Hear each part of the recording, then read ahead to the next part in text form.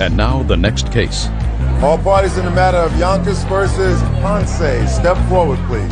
20-year-old dietary aide Melissa Yonkis is suing her one-time blind date, 21-year-old student Richard Ponce, for the cost of a motel room and several in-room movies. The two of you, according to what I've read, were introduced to each other socially through a friend and began communicating both on the phone and the internet. Is that right? Yes. And then you decided it was time to meet. And for some bizarre reason that I'm sure someone will explain to me briefly, you decided to have your first meeting at a motel. You arrived at the motel and you decided to put the room on your credit card. That's correct. You went into the motel to hang out. According to you, you got disgusted with something that happened in the motel because he was going out to visit a friend, and you stormed out. Then later on, you got a bill for 2 nights' stay at a hotel because he evidently decided to stay that night and an extra night, and for some movies that he had rented. You wanted to pay you back for the 2 nights at the motel and the videos. Is that what this case is about? That's correct. He says that you stormed out, that somebody, he assumes it was you, vandalized his car, which caused him to get stuck in the motel for an extra day. Is that right, sir? Yes. Just tell me why, briefly, you decided to have your first meeting in a motel. Well, I'd worked late that night, and I live 45 minutes away from the defendant, so by the time I got to where he lives, it was already late, so there wasn't really much else we could do. We both live with our parents, couldn't go to each other's houses, so we decided to go to a hotel. We had talked about it for a long time, and that was the most convenient day, so I decided. So what time did you arrive at the motel? I think it was around 10:30. And what happened, sir, that caused you to want to leave? Well, the thing was, I was just not really into her when I met up with her. You didn't like what you saw? Well, I went out with the drink with my buddy, which I invited her to come out with me. I came back to the hotel, and I realized that my car was vandalized. Yes. My tires were slashed. The car wouldn't start. I'd called a friend who was a tow truck driver to fix. This car was a loaner. This is not my car. So I had to get the car fixed before my friend had found out it had been vandalized, or else she wouldn't trust me ever again with the loaner whenever the emergency case might be needed again, you know. Why did you stay at the motel 2 nights? Well, my tow truck driver, the friend that I had was a tow truck, was out of town, and he told me he'd been in town. Well, Mr. Ponce, you know, you're making this up as you're going. You live in that town, do you not? I live in the area. You live in the area. Go home. Well, I couldn't leave the car there. Why not? It wasn't gone anywhere. It was already vandalized. It had flat tires and it wouldn't run. So what do you mean you couldn't leave it there? Well, I couldn't leave it there. I just don't trust leaving a car just vandalized like that. I'm sure a tow truck would just pick it up. A car like that, it wasn't even mine. Then I'll lose track and see where it's going to go. So I stayed there the night. I waited until my friend came to pick it up. He fixed it, and unfortunately, let me see all your receipts. I don't sir. have any evidence or receipts because of the fact that I paid him to fix the car, and it was not he's not working in a mechanic shop.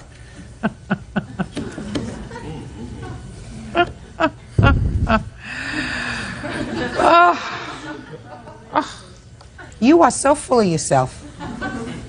You are so full of it and yourself. I begin to zone out because there is nothing there of substance, nothing truthful. I don't even have to listen to it. I mean, I can fantasize about a whole bunch of other things. I'll listen to it. Listen, the first day of the motel you pay for. Do you understand? That's your mistake. How much did the second night cost? Show me your bill. Okay. With the movies and the extra day, it cost me $221. For the second night in the movies? Yeah, altogether it was $360. Did you watch any of the movies with him? No, I left after the first night. $221. Listen, consider yourself lucky. He's a real loser. Judgment for the plaintiff in the amount of $221. Goodbye. Yeah, this is case number 241 on the calendar in the matter of Rowland versus Bourne. Thanks, Byrd. You're quite welcome, Judge. Parties have been sworn in, Your Honor. You may be seated. Ladies, have seats. How old are you, Miss Rowland? 19. According to the complaint that I've read, you were house sitting for the defendant. Correct. Right after you graduated from high school, which was when? June 16th of 2001. That was just for a month or two? It was until I left for college on August 18th. According to your complaint, the defendant was out of town either on business or seeing family. She came back. She threw you out unceremoniously, and she kept some of your property. She says she has none of your property. She is counterclaiming. She says you trashed her house and caused her all kinds of other grief. So, How did you know Miss Bourne? I had previously hung out with her daughter. You know, I go over to her house every once in a while. And whose idea was it that you should house sit for her over the summer? I believe that I had said something to her daughter, Shasta. My parents and I had an agreement that I would move out for the summer. Why? So that I could get used to living on my own before I went to college. That is the biggest crock that I've heard in a long time. That's not what parents do. You move out and you go live someplace else so you get used to living on your own. I've never heard of that. Go ahead. Let me hear the rest. Diane and I had an agreement that I would stay at her house during the summer, pay the water bill, pay the rent, take care of the house, things like that. I moved in on June 17th. She had already been gone for a month. When I got to the home was absolutely thrashed. There was dirt everywhere. The kitchen, I have photos of the kitchen when I got there. My friend Sharon cleaned the kitchen. When I first got into the house, there was a barbecue in the kitchen area, like an outdoor grill. An oil drum was being used as a trash can in the middle of the kitchen. She had an area rug the size of the living room in the living room that was nailed to the hardwood floor. To clean it, I picked it up, took it up and cleaned underneath it. There was about half an inch of dirt, crackers, food, grime. It was absolutely filthy, and I don't live like that, so I cleaned it up. I scrubbed the house on my hands and knees, cleaned the bathroom. Go ahead. So? July 3rd of 2001, I had come home with a couple of my friends. We were going to watch a movie, and I saw 2 cars in the front yard. And the 2 witnesses she has over there, one of them was the lady in the black was sitting on the porch, along with another lady named Cheryl and Diane's younger daughter. I was very surprised to see them home because I didn't expect them to be home until the end of the summer. And I asked, hey, what's going on? And her daughter, 17-year-old daughter, came out and told me, well, you're indeed. And I said, well, why? And then Diane came out and started screaming obscenities at me, accusing me of vandalizing the house, stealing items that were in the house, things like that. And she put you out? She told me that I was to give her house key back, and I said I'm going to need to go get a police officer to come get my stuff with me because she wouldn't let me get any of my things. Did you do that? Yes, I did. And did you get your stuff? I got some of it. What I could load in my truck, I did when the police officer was there. He had told me that he had to go out on a fight call, so I needed to get what I could and leave. So all of my stuff that was left there was now in her possession. Well, what do you claim you left there? A computer, a snowboard, a computer desk, clothes, personal items, things I had purchased for the house, decorations. I don't care what you did purchase for the house. A computer and a desk and a snowboard. What else? Just clothes and personal items. You have a computer and desk? The computer desk ended up being donated to a thrift store. It was not a complete desk. There was like a whole side of it was missing. What about the computer that was on the computer She desk? took the computer the day she had the civil standby. Have any proof that you left the computer in the house? I have my witness. She saw that the computer was there when I left, and when she came back the next day, it was gone. Step up. Tell me your name. Sharon Smith. Tell me what you know about this computer. I was in the house the day that Diane came home. What were you doing in the house? I was staying there with Sarah because I was going to be leaving July 8th to go to Washington for college. So you were living in the house? Yeah. Who else was living in the house? Sarah. Who else? That's it. It was just me and Sarah. Anybody else staying over? No. Go ahead. Well, when I told Diane I wanted to take my things and leave, she wouldn't let me. She said I had to leave my things there. I said, well, can I at least take my purse with me? And she said, yeah, but you have to let me search it first. So I said, okay, I have nothing to hide from you. So I opened my purse. I let her look in it. She saw there was nothing of hers in there, and I had left. I was scared. I didn't know what was going on. Will we get to the computer, please? Well, I saw the computer there when I left. I went back the next day with my mom and a police officer to get my things, and her computer desk was no longer there. What about her snowboard? I don't know. I assume she took it with her when she came and got a whole truckload of stuff. How long were you in the house after July 3rd, the date that she left? I ended up going back to Utah approximately a week or week and a half later. Now, in the week or week and a half that you were still in the house, the plaintiff and her parents come to the house or attempt to contact you? The plaintiff did not. Her parents came over the next day, told me the computer actually belonged to them. She went into hiding. I had to get a restraining order because the officer that did the civil standby told me that she was a tenant. She'd never paid a dime. She'd rented rooms to her friends. She had turned my house from just a family home to a party house / bordello. Now, how do you know that? Well, photographic evidence, Your Honor. I've got condoms on the front room bookshelf that this young woman was apparently advertising. My family room became their junk room. My daughter's room became their junk room. She shut the door on my daughter's pet rats. No food, no water. They were this big around. They were pet rats My daughter loved animals, and they were huge. We came home, and they were like this big around, and the one is just hanging on, there's pictures, hanging on the side of the cage, no water. We gave it water. Was it your arrangement for her to take care of these? Yes, that was why she went. She was over there to feed the animals. There were cats that were so scared to come back to the house. When we left, we couldn't even catch them. The kittens became feral. Animals, Your Honor. None? Did you know that there were animals in the house? Yes, she did. Her daughter came over, Shasta came over once and told me not to open her daughter's bedroom door because there was a rat loose in her daughter Sierra's room. Did you feed the cat? No, ma'am. There was no agreement for me to do so. So what were you supposed to do there? I was just going to live there and take care of the house, make sure that, nobody came in, I guess, and not... Well, somebody did come in. You invited her. I invited her, correct. That was not part of your agreement. There were several different... Excuse me. That was not your agreement. My agreement was for me to take care of the house. But it wasn't your agreement for you to invite anybody else to stay with you. She had told me, be careful who you let in the house. And I trust Sharon. She was in a situation... You are a very, very good fibber, Miss Rowan. Looks like a major mess. But I don't know what it looks like. I want to see which photograph that she has. She says she has a photograph of what the house looked like before. Let me see.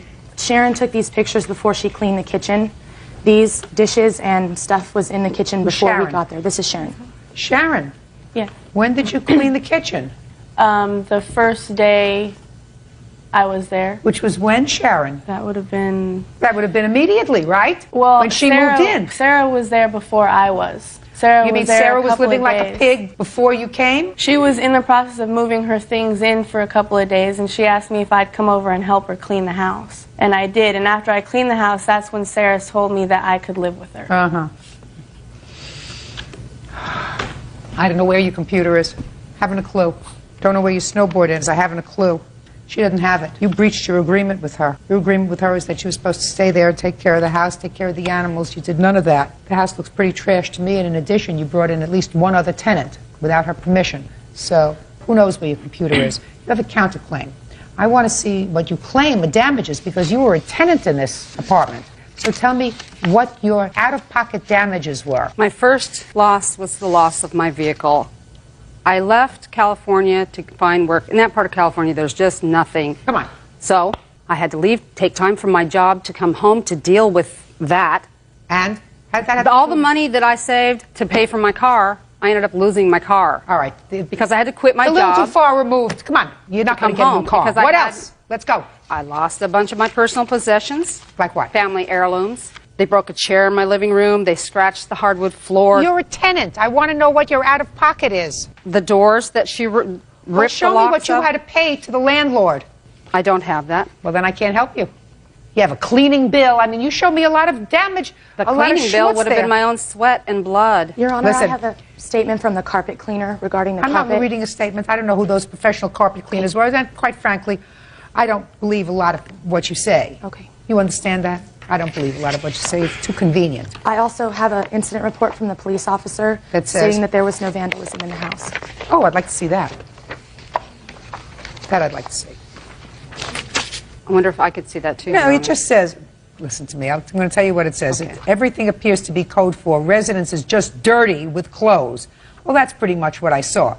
Doesn't have to do with vandalism, just being a slob. Place looked like a pig pen.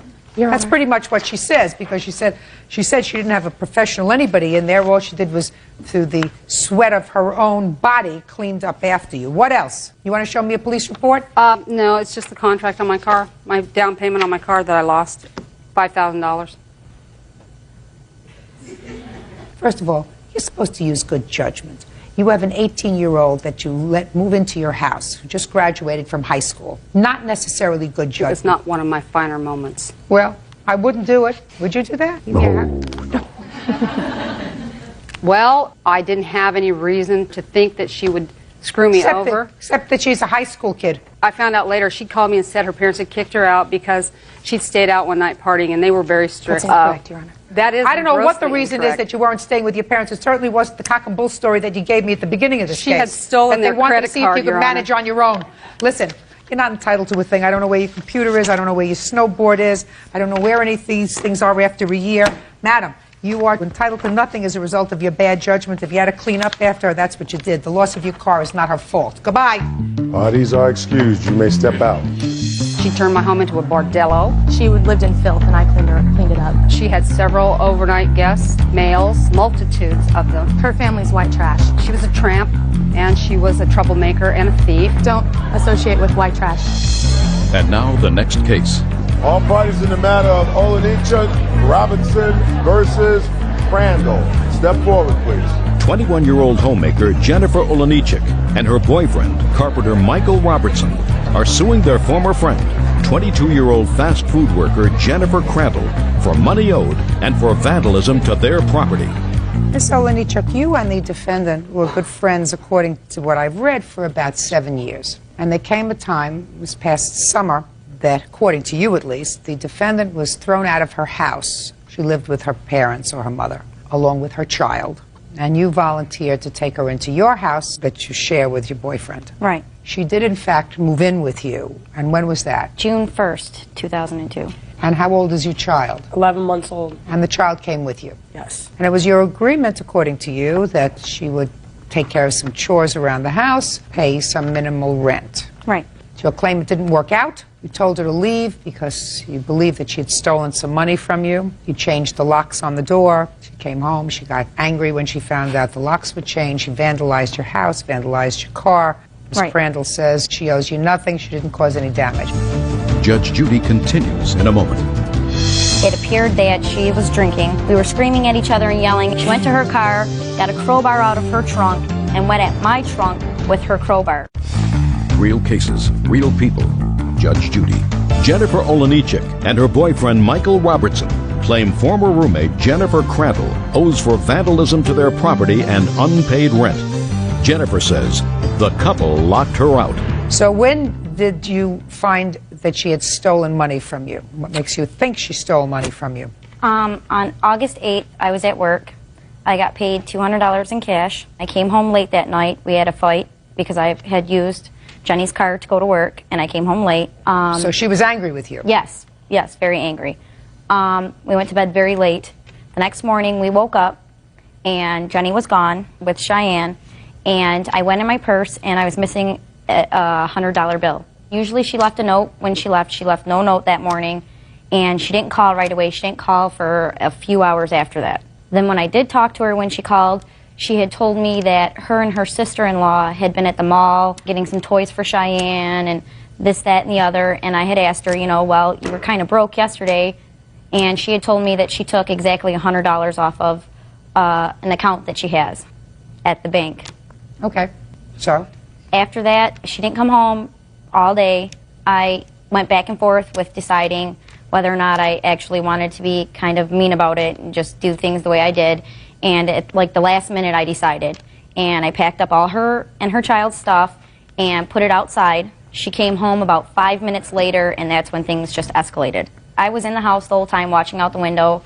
It appeared that she was drinking. She, of course, tried to get in the door to come upstairs, and she noticed that the locks was changed. And there was a lot of yelling going on. She then started throwing rocks at the windows because I live on the second story, and sometimes you don't hear people knocking. Then it went from that to, of course, I didn't open the window or answer at all. I was scared that if I went downstairs... You weren't sure about it? That if I went downstairs, there'd be a physical confrontation, which didn't need to happen after everything else. She used the neighbor's phone and called about, 6 or 7 times. Why don't you come downstairs? This is ridiculous. You're being a... Why did you decide to go the nasty route? I mean, you said I debated whether or not to go the nasty route back and forth, and finally I decided to go the nasty route. Why? Well, and we've had a lot of problems with the friendship in the last 7 years. And the night before, like I said, we had gotten in a big fight. Because you used her car, and you kept the car out longer than you were supposed to. That Right. was the wrong thing to do. Right. So why did that end up with you doing the nasty thing and throwing her things out? Because it was very, very loud and escalated the night before. We were screaming at each other and yelling, and I said, okay, I've already apologized 3 or 4 times, I'm sorry. And finally I was just like, well, why don't you just leave then? And when I said, why don't you just leave, she said, no, I'm not leaving. Well, then when the stuff happened the next morning, I was scared that, again, inside my house this time, I would have the same fight of, no, I'm not going to leave. So I just did things the way that I did, more or less to save. Nasty. Right, very nasty. So What do you think she owes you? The night that the whole thing happened, August 9th, after she was angry that I changed the locks, she was trying to kick in my door. It didn't open, but she messed up the door. I do have pictures. We had to replace the lock again after I just changed it. The molding was pulled away from the door, and then after that, she realized, I don't know if she realized she wasn't going to get it open, or she just got sick of kicking at it. She went over to her car, and she was yelling stuff about, she had some tools that were stored in my trunk, because I have a very small apartment. She went to her car, got a crowbar out of her trunk, and went at my trunk with her crowbar. Anybody ever tell you that you had to give her some notice before you changed the locks on her? You just locked her out with her 11-month-old baby. She was already planning on moving. What I'm telling you is, you did it in a disorganized fashion over an incident that was your fault. You took her car and kept it without her permission. No, that's not why I kicked her out. The reason I kicked her out was the money. She's not the only one who lives in your house. No, but She's not the only one who lives in your house? Right. I don't know whether she took your money or not. You still are obliged. She's a rent-paying tenant to give her notice, and you didn't. You just can't say, well, I don't like this tenancy anymore. I'm changing the locks and throwing your stuff out. That doesn't work. And you yourself told me, kept going back and forth and back and forth. Should I do this the nasty way or the nice way? Nasty or nice? And at the last minute, you decided to do it the nasty way. Right, or I could have had a broken house and a fist fight in my living room. That's possible. You could have also had the police there. But you have to give her a 30-day notice. Or give her 5 days. Or something. Well, she did. She had a week and a half. There was a day already set for her to move out. So? Well, I was already a ton of money in the hole from covering Just a second. rent. What date was she supposed to move out? The 14th. The 14th. And what day was this? The 9th. The 9th. When the incident happened. Change the rules. You get nothing. See, you didn't have to say a word. That's all. Okay. Yeah, this is case number 244 on the calendar in the matter Hesevic versus Boudreaux Whitney. Parties have been sworn in, Judge. You may be seated. Ms. Hesevic, it is your complaint that because of the defendant's conduct in reporting certain behavior that really never happened on your part, that you lost your job. You want to be compensated for that. Is that correct? That's correct. And the defendants say that they had some business dealings with you. They found your conduct unacceptable. They reported that to your boss, and they had a legitimate right to do that. Yes, Your Honor. Okay. What kind of business were you in? I sold gutter cover to keep debris out of gutters. And how long had you worked for them? About 4 or 5 months. How did you find the defendants, or they found you? They called in, I think, on a radio ad. Is that true? That's correct, Your Honor. Yeah. Okay. What happened that caused you to call and make a complaint about the plaintiff? Your Honor, basically it was just Karen's behavior. We were very interested in the product. It looked very good. And I expressed to her in the beginning. Tell me what the product looks like. It's actually a sheet metal device that goes over your gutter to deflect the needles and leaves off the gutter and allow the water to go in. Awesome product. Anyhow, we were very interested in the product. Karen came out to the house. We asked her to do an estimate. She left me with a tape and a sample of the product. I expressed to her that I wanted my wife to see the tape because she wasn't home at the time. What date was that? I believe that was the Saturday, the 24th, I believe was that was the date, yeah. Anyhow, she expressed to me that she needed the tape back. It was her last tape. I clearly understood that and promised her we'd get it back to her. My wife got home late that evening, didn't get a chance to view the tape.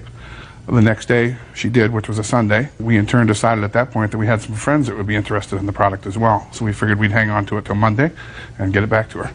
Over the weekend, Karen left several nasty grams on my telephone, on my cell phone, expressing her desire to get the product back. The tape back. Right.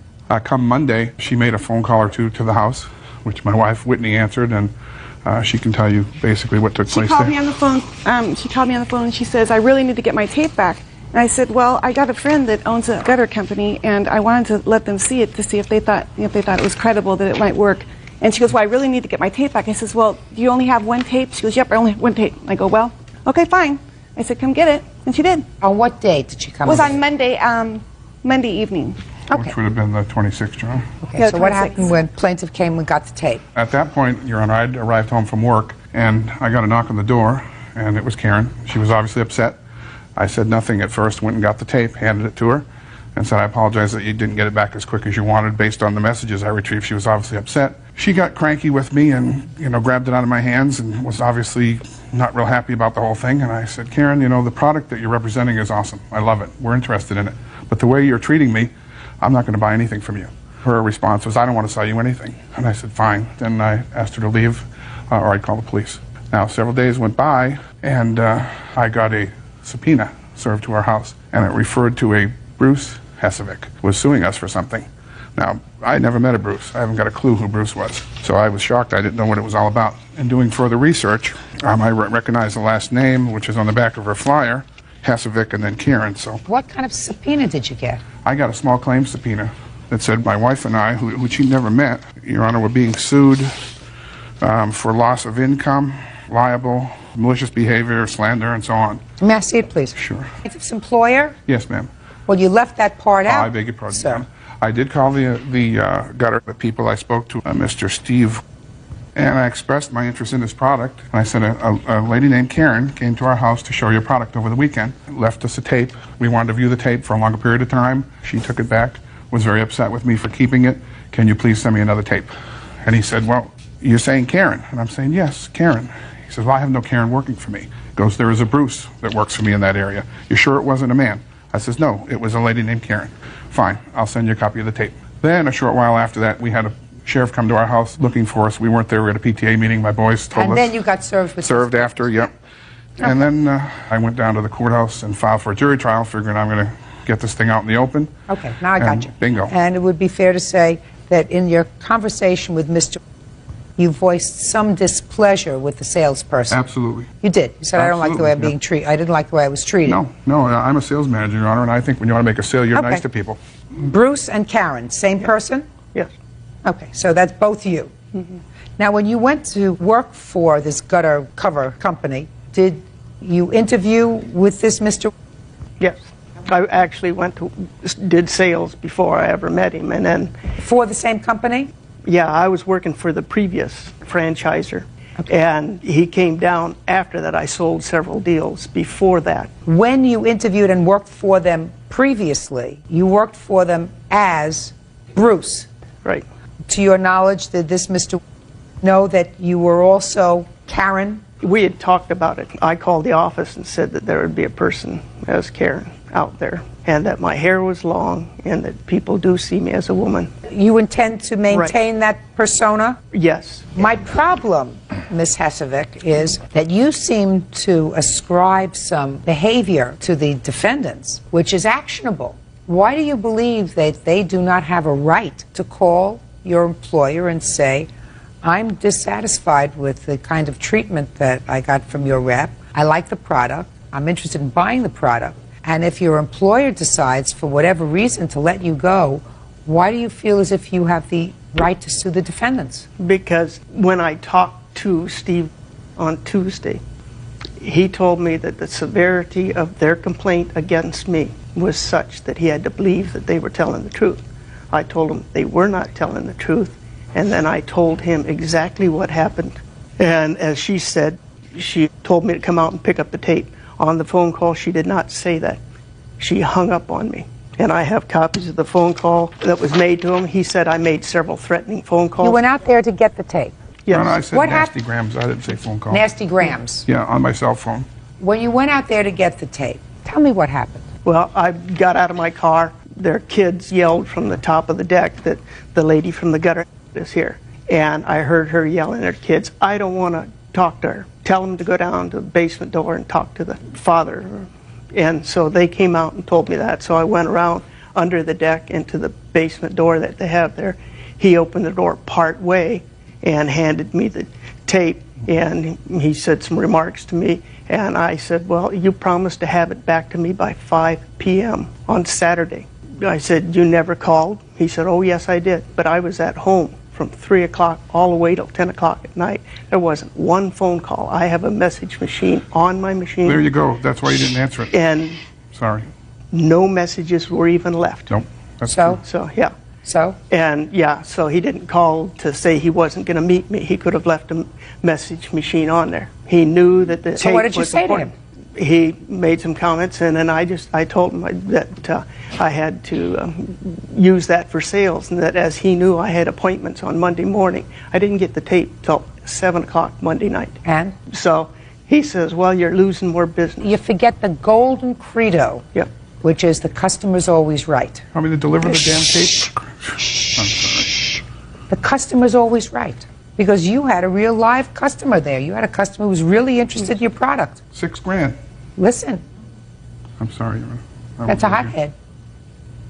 Let me ask you this question. Why didn't you call Gutter and have them give you another tape? I had sent a memo up to them on Monday morning saying that I need another tape. Why didn't you go there? Oh, they're out of Seattle, and I'm in Portland, Oregon. Oh, so they have to send it to you. Yeah. Why did you wait until you were down to your last tape? I only had one tape all the time. That sounds like a not very good policy. What happens if that That's tape? all the company gives. Well, that's kind of stupid. Right, yeah. You don't have a cause of action, Ms. Hesvik.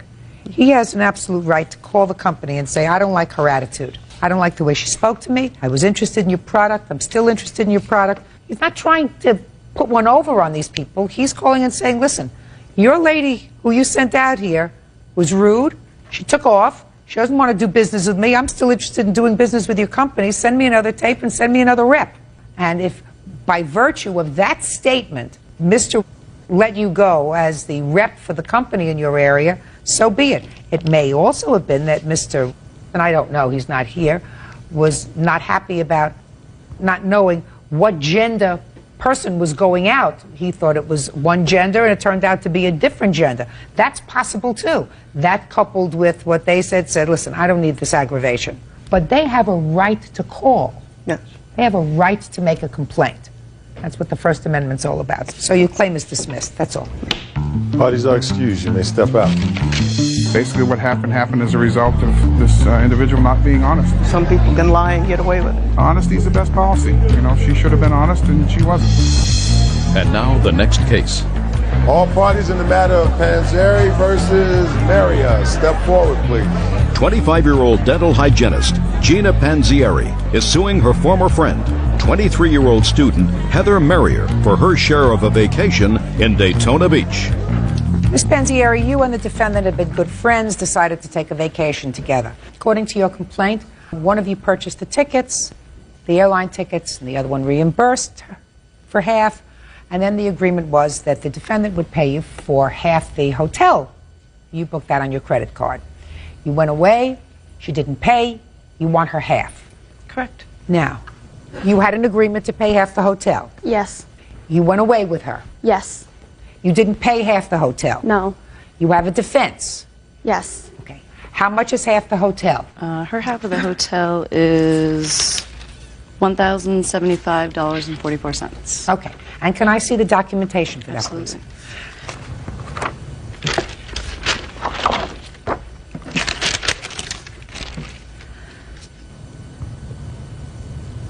Okay. I want to let you know that I'm looking at the bill. The bill indicates that the only thing on here was the room, the tax, room charge, so there were no other additional charges on this bill. You understand that? Yes. It's clear you did not pay her your half. Yes. Tell me very quickly what your defense is. Well, we arrived in Daytona, and the first 3 days were fine, and every day after that was awful. She was an absolute nightmare. She acted like my mother. We went down there to have So you a didn't good have a good time together? No, not at all. And so what did you do? I didn't stay in the hotel half the time. You stayed where? I stayed with friends that I met down there. Fine. Well, you stayed in their hotel? Yep. Did you pay them? Nope. Good. So you have to pay her. Understand? Yep. If you had a bad time, then you don't plan on going with her again. Do you understand? Yes. But you pay pursuant to your agreement, and then you say, I'm not going to make arrangements to do this anymore. Yep. You have to pay once. You didn't pay at all. Right? Yes. Judgment for the plaintiff in the amount of $1,075. Goodbye. Now, this is case number 273 on the calendar in the matter of Weaver, Maya versus Byrd. Parties have been sworn in, Judge. You may be seated. Ma'am, have a seat, please. Mr. Weaver, this case is a little complicated, so let me see if I can untangle it. You had a 1989 van that you decided to sell, and I assume you put a sign out in the van? Yes, ma'am. The defendant, who you didn't know, saw the sign and decided to buy the van. He gave you a deposit. There is some discrepancy as to the amount of the deposit, but he gave you a deposit. He was supposed to come back and pay the rest. Right. According to you, he did not come back on the day he was supposed to come back, so the next day you sold the van to somebody else. Yes. When he did come back for the van, you told him, I'm sorry, you didn't come back when you were supposed to, so I sold it to somebody else. The defendant said, okay, give me my deposit back. Right. You said it was a non-refundable deposit. Then there were several things that happened. he says you told him you'd give him some money when you got a check, and he came back a couple of times to try to get the money. In any event, you claim that he had you falsely arrested for terrorizing him. Yes. And you want to be compensated for that false arrest. Yes. Mr. Byrd is counterclaiming. He wants his deposit back, and he wants damage to his car because he said when he tried to pursue you for the return of his deposit, you did in fact threaten him, and you threw a brick at his car, damaging his car, and he's counterclaiming. So, Mr. Weaver, tell me when Mr. Byrd approached you. He came to your house? Yes. What date? It was July 17th when he came to my house. I heard a doorbell ring, went to the door. Excuse me. I ask questions. You had July 17th is your answer. Yes. How much were you asking for the van? I wanted $1,000 for it. Did you write up an agreement with him? Yes, we did. Do you have a copy of the agreement? No, I gave it to him because it was like a receipt. Can I see the receipt, please? Yes, ma'am.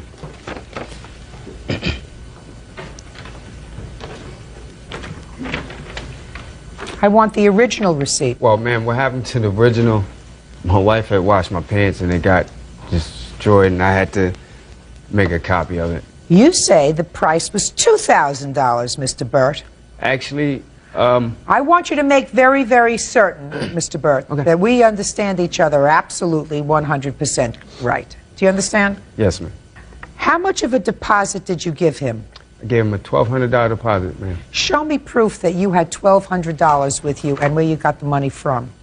Okay. Because he says you gave him a $100 deposit. There's a big difference. He says you're selling the car for $1,000. You say $2,000. You say you gave him a $1,200 deposit. He says you gave him. No, I asked him for a $100 deposit. He brought back $200. Show me where you took $1,200 from, Mr. Byrd. Yeah, I'm a carpet cleaning business owner. You're a what? Carpet cleaning business owner. I own a carpet cleaning business called Priority One. What happened was, me and my wife went home. I got the $1,200. From where? From my house. What happened, I didn't have it in the bank because I had a discrepancy with bank, and I had to withdraw all my money out of the bank. And that basically came through a settlement that I had received. Byrd, you think that you can get me the Blue Book value of a 1989 Astro van with 200,000 miles? Sure. Good. Thank you. Now, sir, he gave you, according to you, $200, and he was supposed to come back when? On July 27th. He never called, never showed up. On the 27th? On the 27th, yes, ma'am. Okay. So what happened on the 28th? Who'd you sell it to? On the 28th, I waited all day for him to call, left a note on my door even, which he had stated to me after he came 2 weeks later, after the 28th, that he had saw the note and never called me anyway, because he said his wife was in a hospital. Sorry. When did you sell the car, the 28th? The night of the 28th. What I did to was... whom? His name was Guy.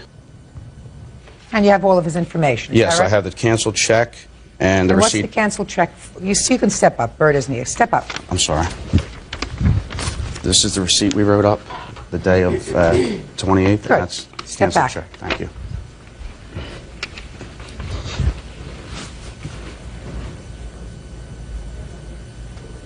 All right, so this is my question. So 2 weeks later, Mr. Byrd comes back and says, where's my car? And you said, I don't have the car, and he wants his deposit back. Right. Clearly, based upon the evidence that you've just given me, sir, you sold the car for more money to this other person Yes. than you did to The reason Mr. why... Oh, I'm than sorry. you did to Mr. Byrd. So you were not out any money. Why didn't you give him back his $200? Because when he had first come to my house, I said I needed the money for my mortgage because I was out of work because of my knee, and I needed the money by the 27th. And I said it was a non-refundable deposit if you did not show up. Come on. It's not in your contract. I know I should have written it, but it was... It's not there. And if you write up a contract and it's not there, I mean, not that I'm saying this might not have been altered to alter the money, because I think that that's a possibility. Because clearly I believe that you sold the van for $1,100. So why would you sell it to him for $2,000 and then sell it to somebody else for half that? You have a price there for me? Trade-in fair is $900, Judge. Okay. Fine. So no way, Mr. Byrd, do I believe that you paid $2,000 for this van. No, Your Honor, I didn't. Do you understand that you agreed to pay $2,000 for this van. Yes, No way. Okay, because you're a businessman.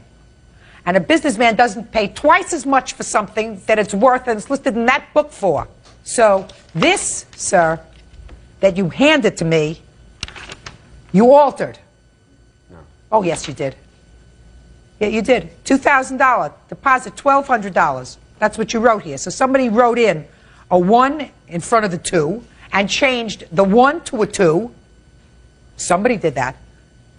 Maybe it was the used car ferry or something. I don't know. Somebody did it, if not you. So don't try to pull one over on me, Mr. Byrd. He should have given you your deposit back, but don't try to make money off this thing. We understand each other, sir? Yes, ma'am. Good. Judge Judy continues in a moment. He says, get off my property, harassing me, or I'm gonna blow your head off. Call me a Real cases, real people. Judge Judy. Rick Weaver says he was arrested when Stephen Byrd filed a false report with the police. Stephen says Rick threatened him and then threw a brick at his car. Now, he came to your house a couple of times for the money.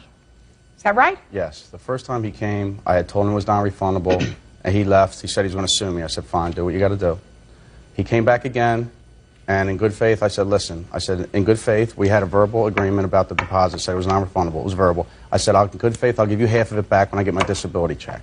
He agreed to that. He said that was fine, and I told him to come back, in about a month I'd have it. So he showed up 2 weeks later, and that's when all this other stuff occurred. Well, tell me about all the other stuff, sir. Me and my fiance were pulling up in my driveway. He pulled up behind us.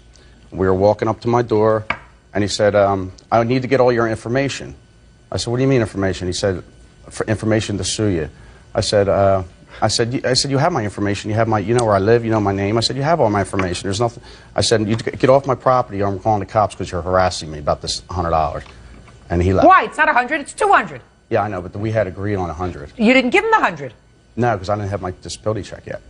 You got the money from the car, right, sir. That paid my mortgage. That's not his problem. I know. And I believe that you threatened him because that's what he's going to tell me. Is that right, Mr. Byrd? Yes, Your Honor. Now, I've already caught you in one lie, so let's not do it again. I want you to tell me exactly what happened the second time you went to his house and said to him, give me your information. Do you understand, Mr. Byrd? I don't want you to fabricate anymore. Yes, ma'am. Good. I went to Mr. Weaver's house. I seen him and his girlfriend pull in the driveway. I pulled behind him.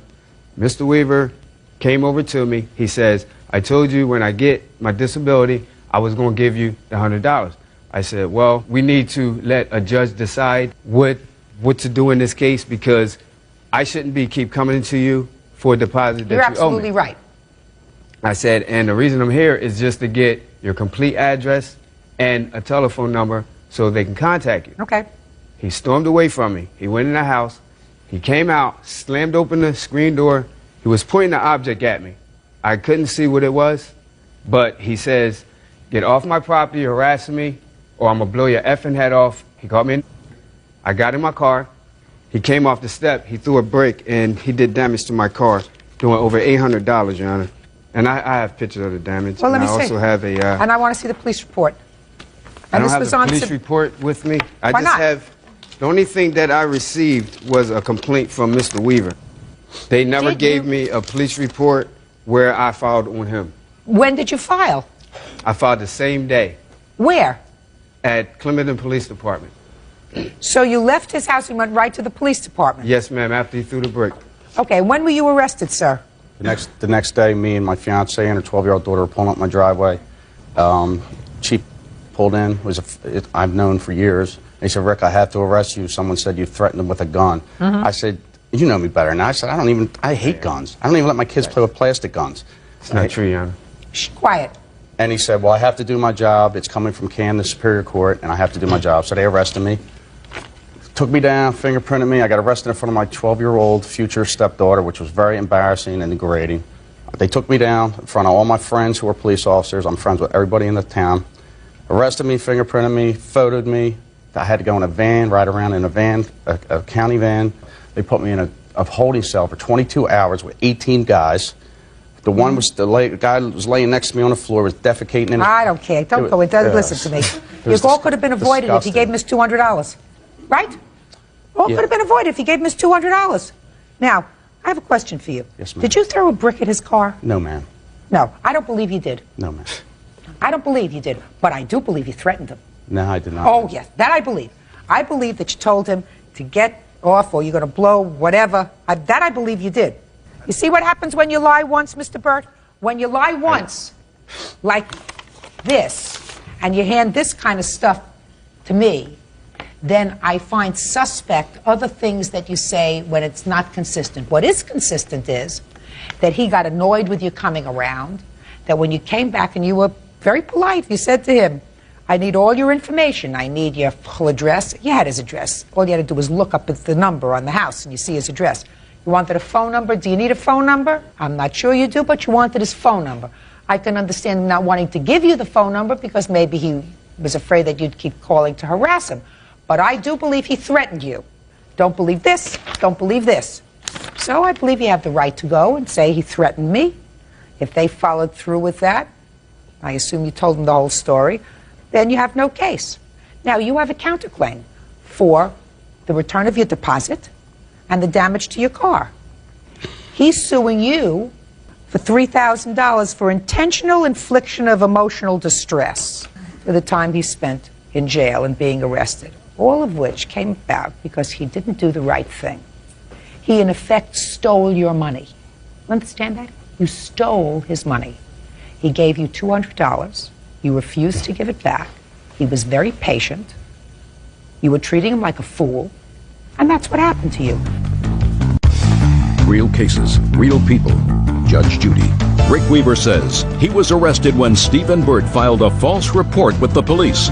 Stephen says Rick threatened him and then threw a brick at his car. You shouldn't have been a pig, which you were. You said, not only am I going to get $1,100 from this guy, I'm going to get another $200. It's $1,300 for the van. And the van is, according to you, got 200,000 miles, all banged up, not worth much, 13 years old, right? Right. So here I got top dollar for this van.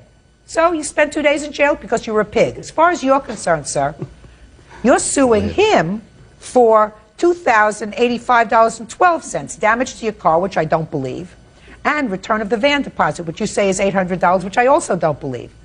$200.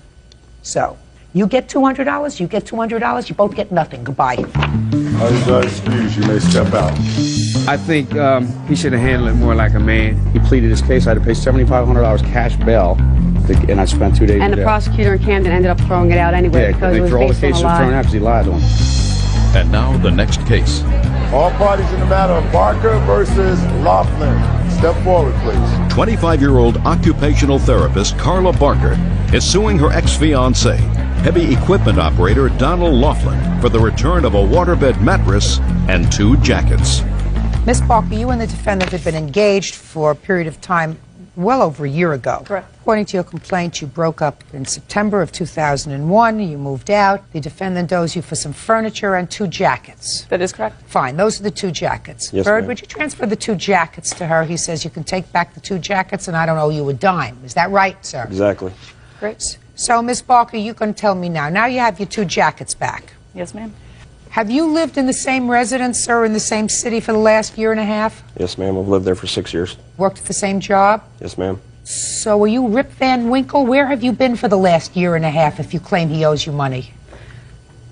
I haven't been not dealing with this. For the last 6 months, I have been trying to work with Donald through an attorney that I had acquired to resolve these matters. When you moved out in September of 2001, what property did you take with you? I took a love seat, a papasan chair I had. I took another queen-size bed that I had possession of. I had 2 dressers. I had a cedar chest. Now, what is it that you claim that he has that belongs to you? He has a mattress, a replacement waterbed mattress. What it is an actual mattress. A replacement waterbed mattress? Yes. What does that mean? The waterbed had a bag in it that you filled with water. However, I was having difficulty sleeping on that. It was hurting my back. So I purchased basically a regular mattress that had pads on both sides, and it was a regular mattress that fits into the frame of the waterbed. What else do you want? There was a computer desk that was purchased. Yeah? That I had purchased. So why didn't you take it with you? Well, at the time, it was too big and it was put together. It would have had to have been dismantled to be taken apart and for me to take. That would have required time, which he was not willing to give me. So now you decided you wanted it? Well, yes, when I was... Well, I'm sorry you don't get it. But, ma'am, I believe that he is in possession of it. I purchased it. I don't care whether and if it is in his possession, that he owes me the money for that. No, he doesn't.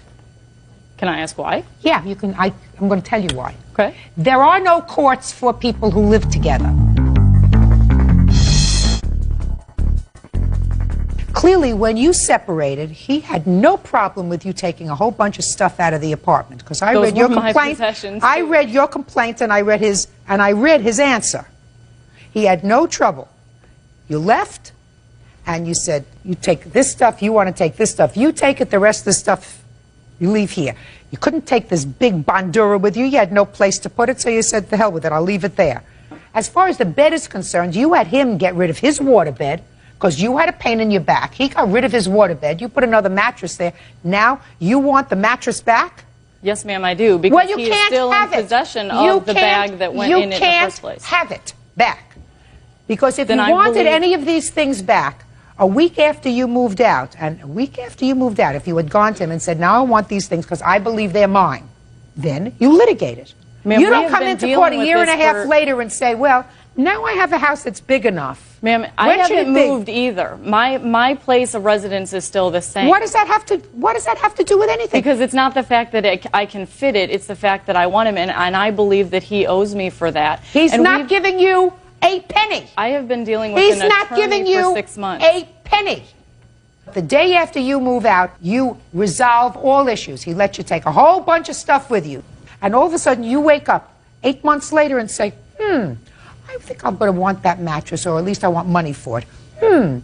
Where's that computer desk? He's got the computer desk. I want the money for that computer desk now. Ma'am, that's not the way. So, that's not move the way on with your life.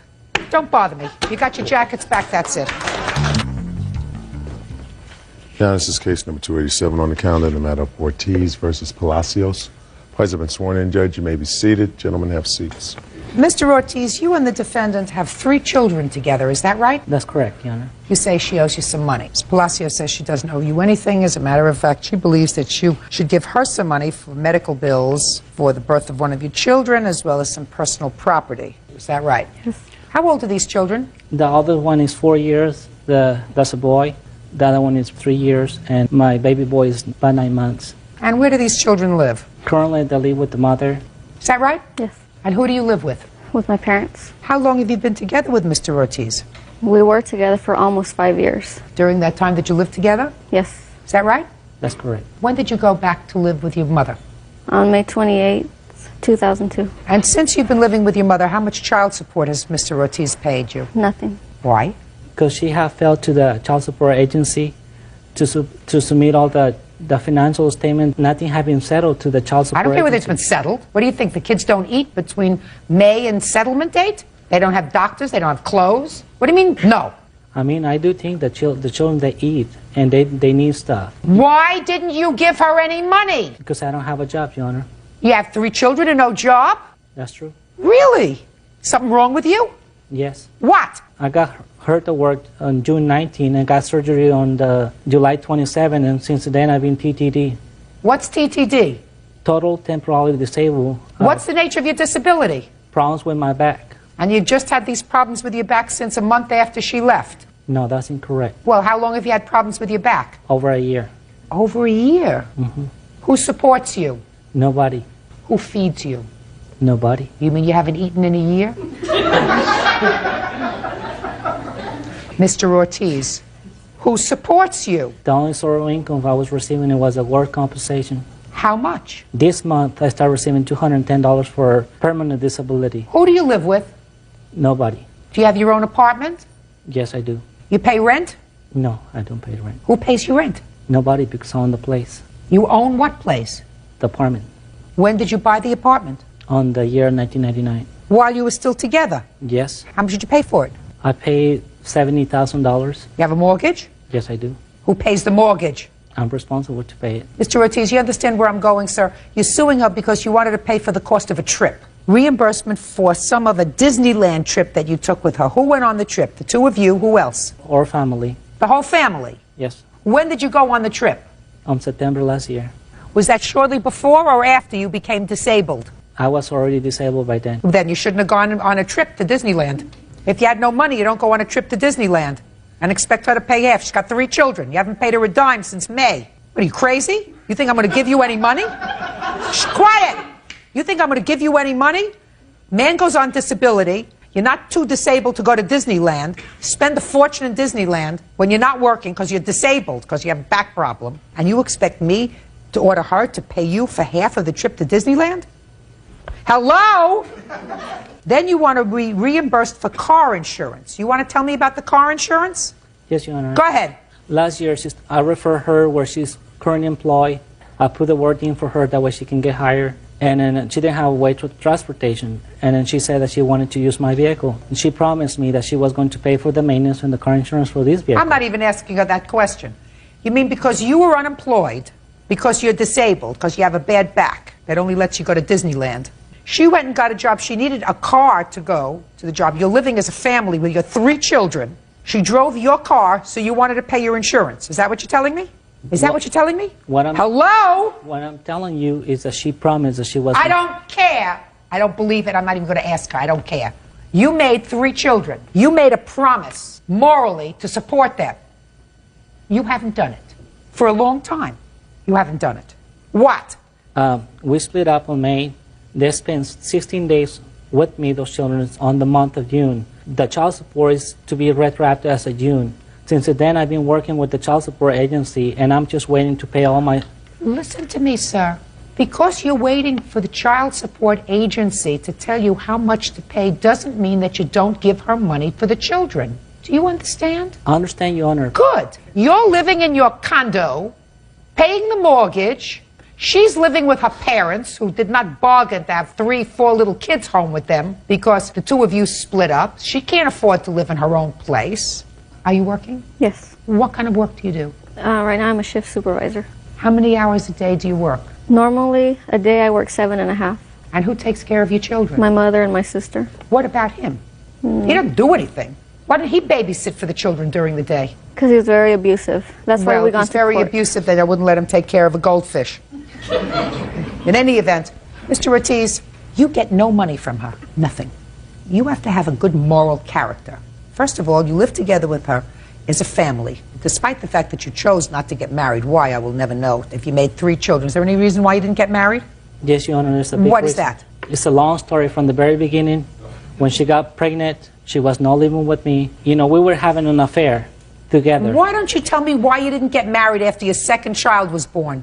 Because that was the reason. She was not living with me when she got pregnant with the 2nd child. What about with the 3rd one? With the 3rd one, because she wanted an abortion, she never wanted to do nothing with me. So you mean you asked her to marry you and she said no? I never asked her to marry me. You wanted her to ask you? Judge Judy continues in a moment.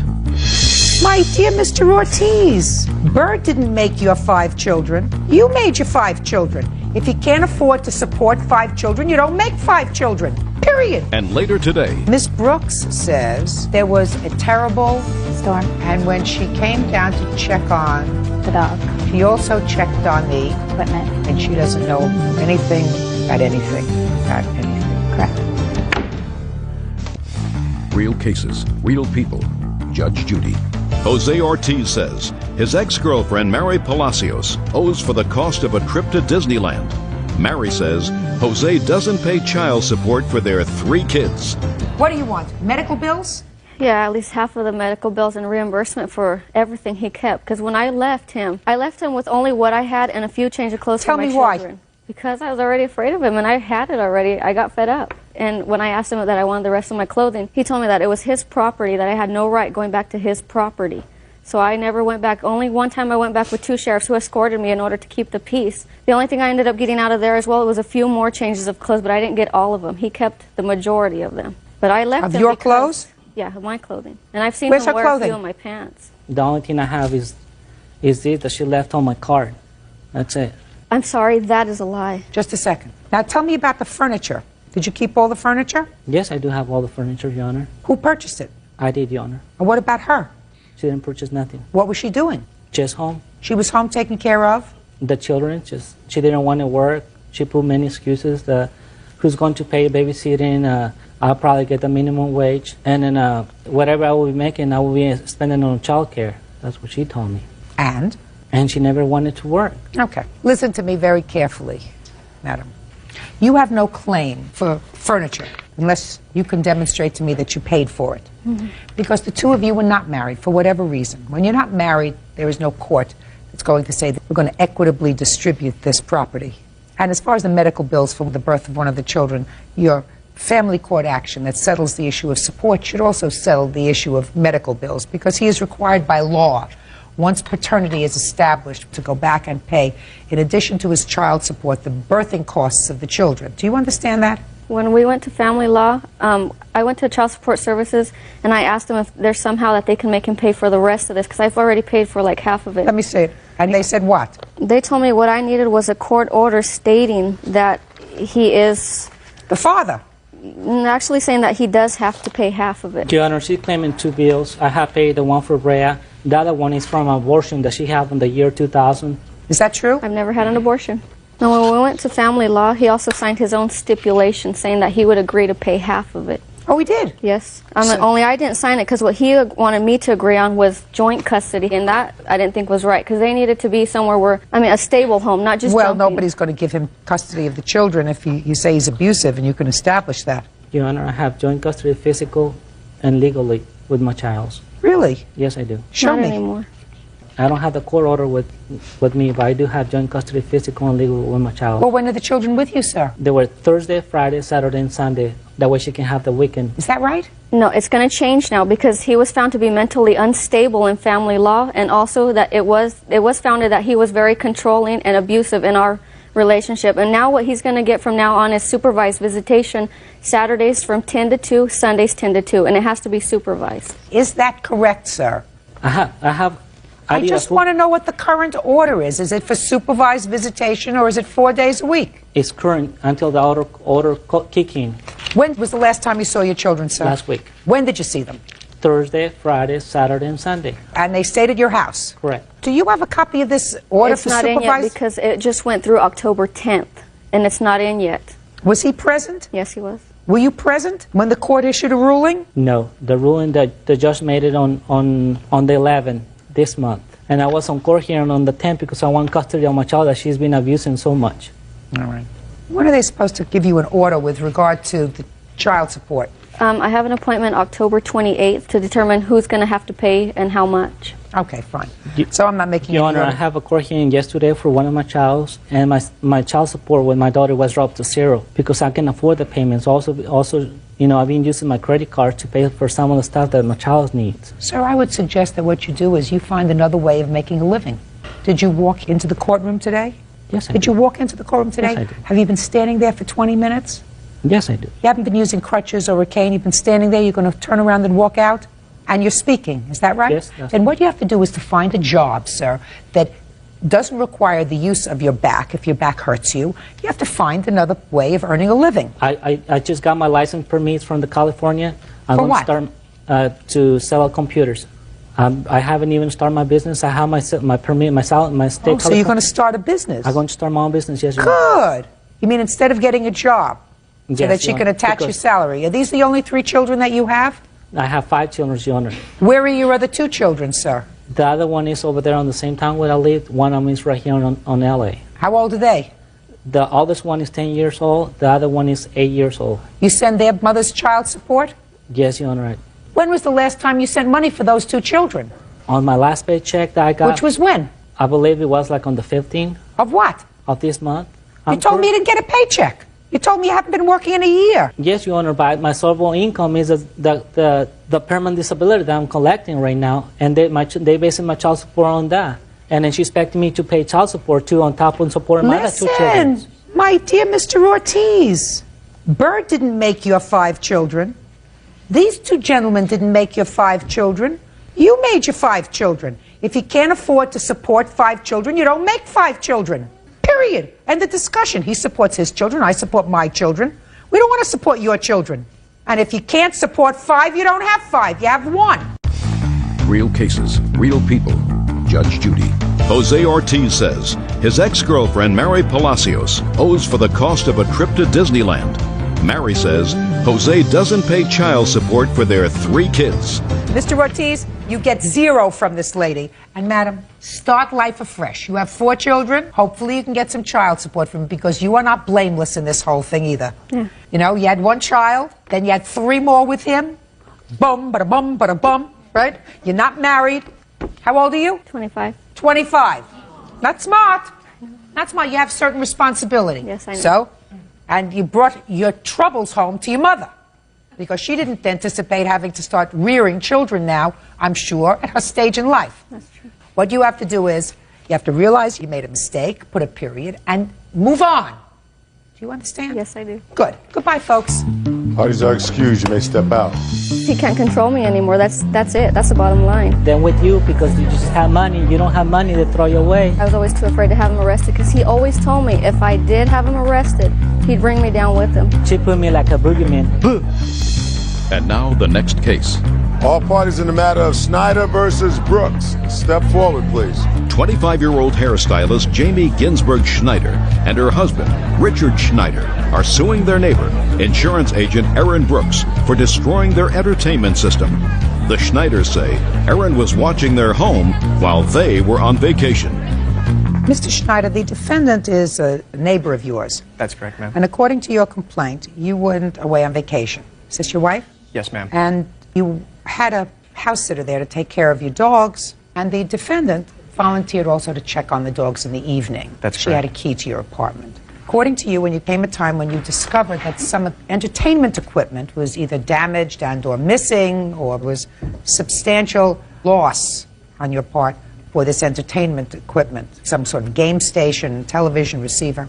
Miss Brooks says that there was a terrible storm. And when she came down to check on the dogs, she also checked on the equipment, lights, everything. And she found that the equipment wasn't working, so she took it up to her house, right? Correct. To do something with it.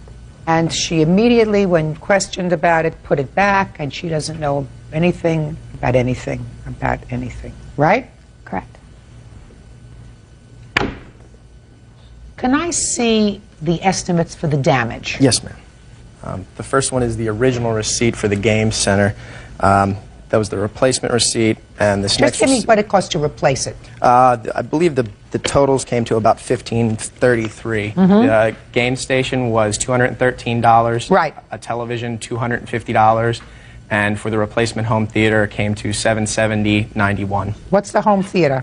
That includes a home theater receiver as well as speakers, speaker wire. Well, was all that destroyed? No, ma'am, it wasn't destroyed. However, the speakers that went with the original one were incompatible with the newer model to replace that actual home theater receiver, so they needed to be purchased in order to work with the new receiver. So my question to you, Ms. Brooks, is you had an agreement that you would come in the evening and check on the dogs. Is that right? Yes. What were you thinking about putting your hands on any of their equipment? Well, we went in, Candace would watch TV there every night. I would go in and sit with the dog there and bring it up to my apartment. Bring what up to your apartment? The dog. So you brought the dog up to your apartment. It's not what I asked you.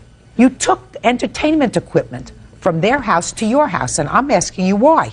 Well, because all the lights were out and nothing was working in the apartment, and So? same thing in mine. So I did check their stuff. The Xbox would not come on. Everything else did. Why did you take it to your apartment? I wanted to see if it would work up there. I did not know what was wrong, and I just checked Well, it. they didn't ask you to do that. Well, I know that, but I took it upon myself to do that. There was other people in the apartment. 3 other people had keys. That's okay. It was 2 Just a second. I don't care. Other people did not take equipment. That's burglary. Madam, you had no permission to do that. You had limited permission. Your limited permission was to enter the house to look after the dogs. You had no permission to check the equipment. You had no permission to touch the equipment. No permission to remove it from the armoire where it had been housed. No permission to take it up to your apartment. No permission to try to see if it worked in your apartment. You had no permission to do that. Your That's Honor, burglary. What? Ms. Brooks also told us when we got home and noticed all the damage, that she was entertaining friends the night that she took the equipment out of the house, and she did not want to bring the friends into our apartment for fear of something happening. So she decided to take the stuff upstairs to her house. That way they could use it in her apartment instead of being in ours. And you had this conversation with her? Yes, I did. Yes. Yes. Yes, what? I did tell her that. Why did you tell her that? Because I was honest with her when I called her, and she So then called why me. didn't you just give me this story that you didn't take the stuff up there, you just took it up to see if it worked in your apartment? I did. Well, we did have people over there. We So went you were down there playing together. with the equipment? Yeah, we used it. An idiot. Judgment for the plaintiff in the amount of $1,233. That's all. Yeah, this is case number 1 on the calendar in the matter of Walker versus Noble. Parties have been sworn in, Judge. You may be seated. Folks have seats. Mr. Walker, you and the defendant leased an apartment together. Is your claim that the defendant locked you out, she kept some of your property, and in addition, she showed around a private letter which caused you embarrassment? Yeah. The defendant says that you, in fact, broke the lease to the apartment. She is countersuing for your share of 4 months' rent. She said that she did not lock you out of the apartment. So when did you sign this lease? It was September 22nd of 2001. And how did you know the defendant? I used to work with her, and we were friends. So tell me when this problem started, around Christmas time? It was around Christmas time, December 21st of 2001. I had received a phone call, 3 o'clock in the morning, from my mother, stating that she was sick, and that she wanted me to come down there to be with her. Where does she live? She lives in Virginia. Where is this apartment that you were living in? It's in Erie, Pennsylvania. Okay. The only thing I took with me was my clothes.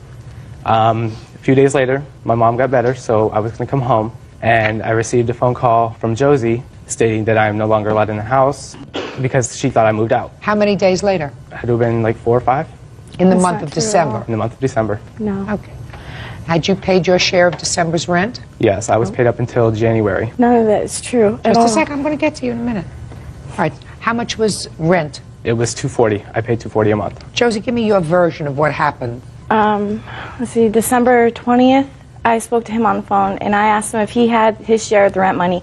And the whole month, I was letting him go with just giving me $40 a week, and we'll just take it up from there, and he'd make it up to me at the end of the month. And when I talked to him, he said that he spent his share on presents. And I never once said that he could never come back to the apartment. Let's just get to, you're getting ahead of yourself. You're getting ahead of yourself. Now, what happened? He said he left December 21st. What happened? He left in the night. I never heard a phone ring at 3 a.m. I would have woken up. He would have woken up. Well, who's he? He is my my ex-boyfriend. He was there at the time. Okay, I don't care whether you heard a phone or you didn't hear a phone. You woke up December 21st, and I woke up. Well, he woke up to go wake Jamie up to go to work, and he found this note that Jamie left. Can I see it, please?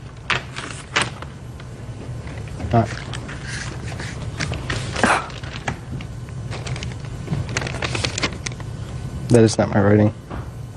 Oh my God. I have very sloppy writing. That is not my writing. Do you have any other writing of the? I have the copy of the lease that he signed, and I don't know about that.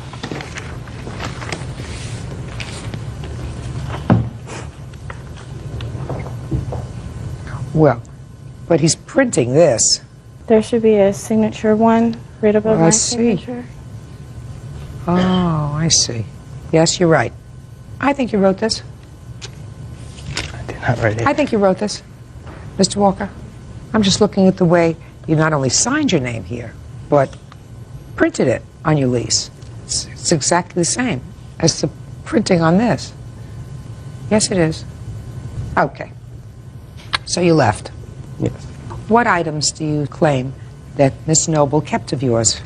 Well, she has a computer. Well, you wrote here the computer is yours too. You can have my last paycheck. Give this to Dawn as proof. And you also wrote the computer is yours too. I did not give her the computer. Well, that's what you wrote, sir. But I didn't write that, I'm saying. Oh, I think you did. Well, she has a desk of mine too. A bed. She has some books, CDs.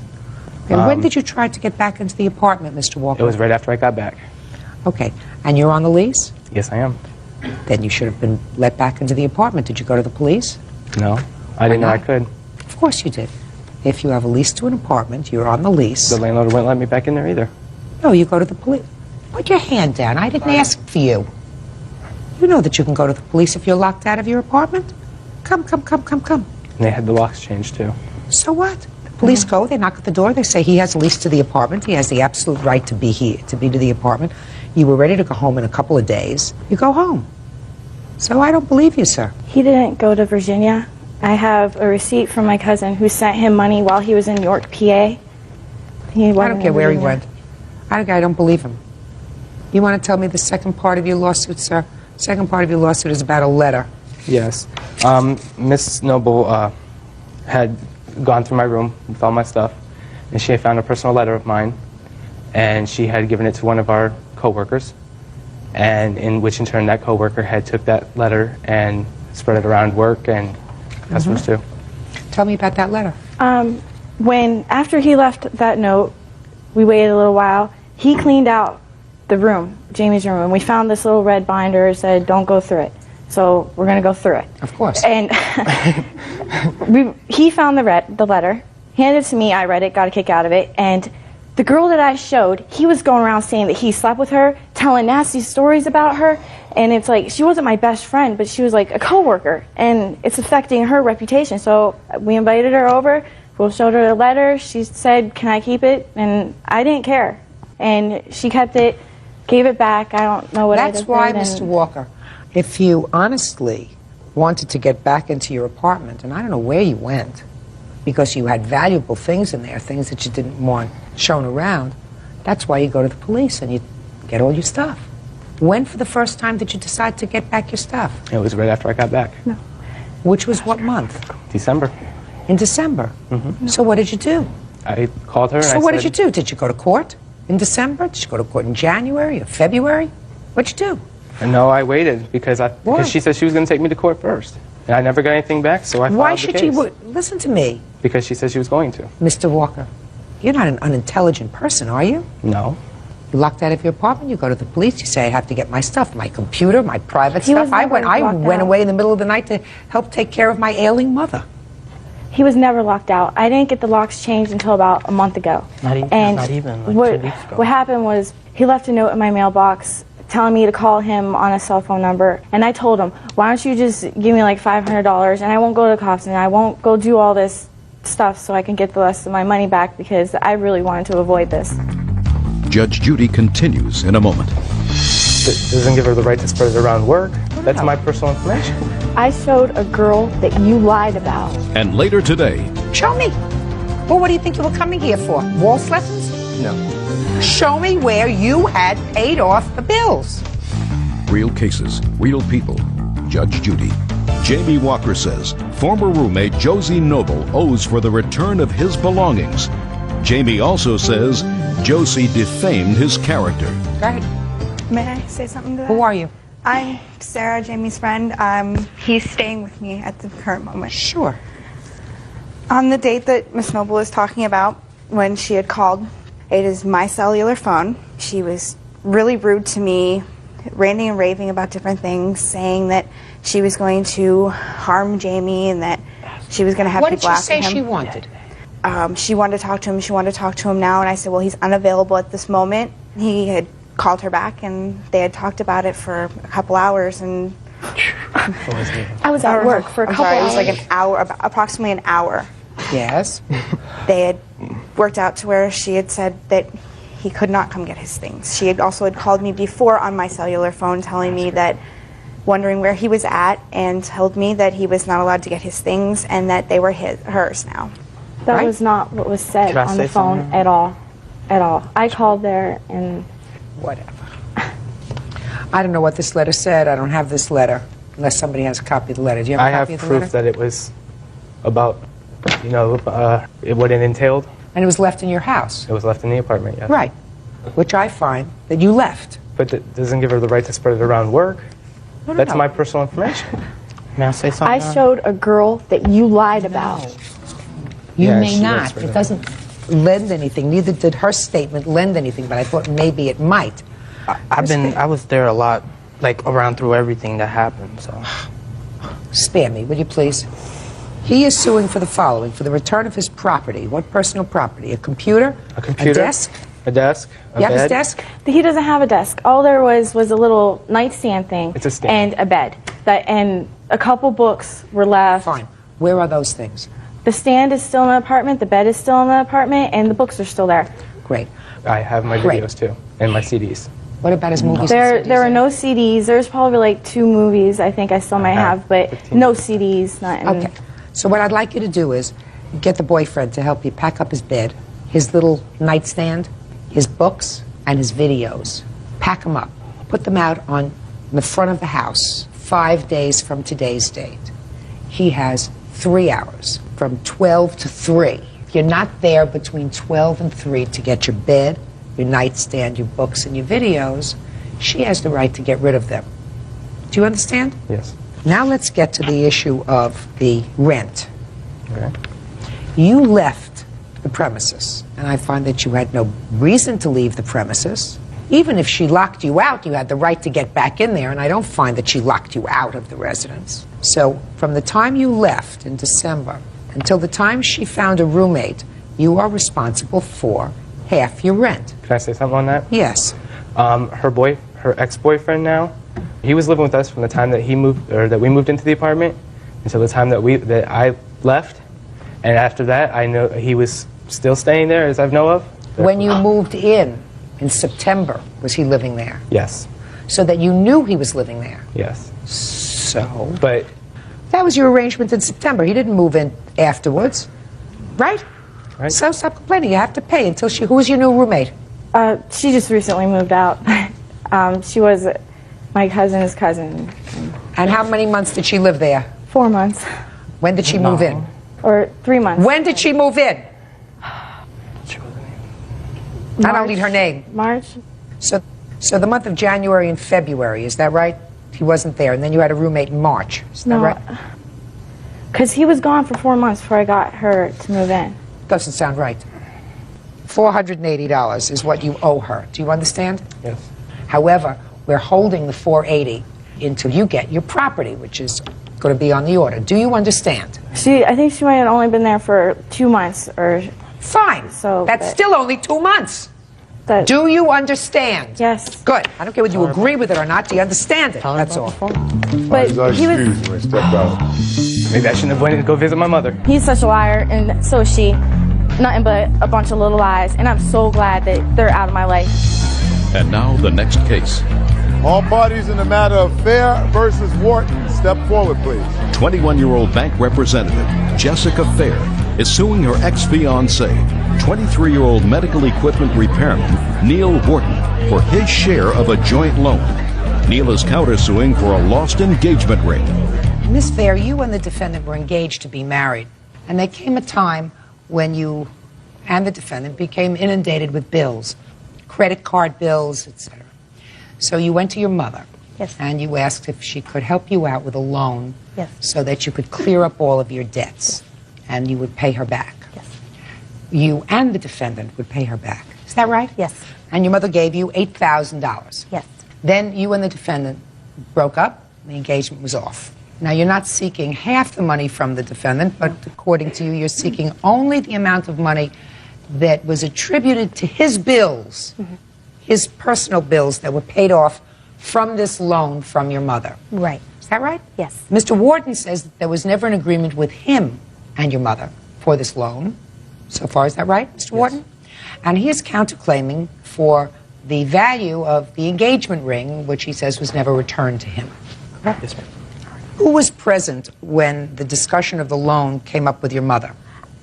There was numerous discussions of the loan. There was a point where all 3 of us had been there. Do you remember discussions about this loan to pay off your bills? No. She had told me that she was going to seek help for her bills from her mother. I didn't know anything that had anything to do with mine. But as far as us, all 3 of us sitting in a room together, no. Did you have substantial credit card bills? Yes. How much? About $3,000 worth. Now, when Miss Fair's mother agreed to make this loan, were your $3,000 worth of bills paid off? I do not know. What do you mean you don't know? Yeah, exactly that. I really don't know. Well, you get statements from your credit card company. No. She called the credit companies and said she was filing bankruptcy and had my mailing address and everything sent to her. Well, did you ever pay those bills, sir, the $3,000 worth of bills? I have been paying them off, yes. You have been? Yes. Show me. I didn't. Show me. Well, what do you think you were coming here for? Wolf lessons? No. Show me where you had paid off the bills. Do you have bank statements showing me that you have paid each month towards paying down this $3,000 worth of debt? No, ma'am, I don't. Why not? I don't. You want to show me proof that you paid off his credit card bills? Yes.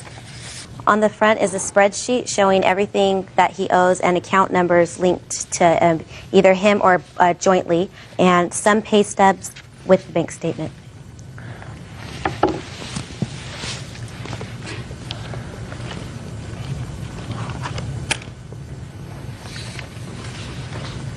What was purchased at Samuel's Jewelers? My first engagement ring. What happened to that?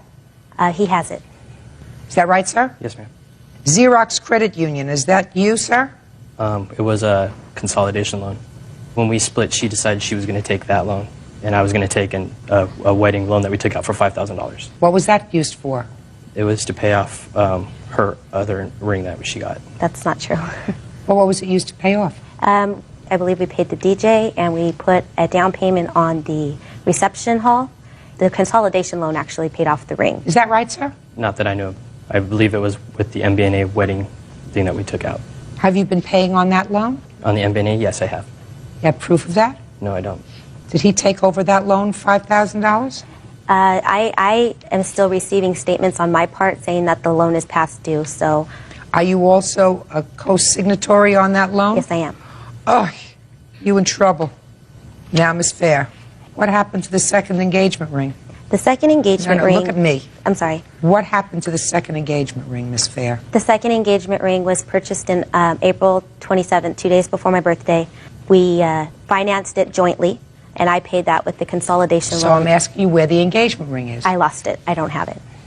I'm not sure if I believe that, Miss Fair, so you better tell me the truth. I'm going to give you one more opportunity. If you have an expensive piece of jewelry, what you usually do is you insure it. So you want to tell me where it is? I honestly don't have it. When we split, I was giving him back both of his rings. I gave him back the original engagement ring. I couldn't find the other one. That's not his fault. Did you make any payments, sir, on the consolidation loan?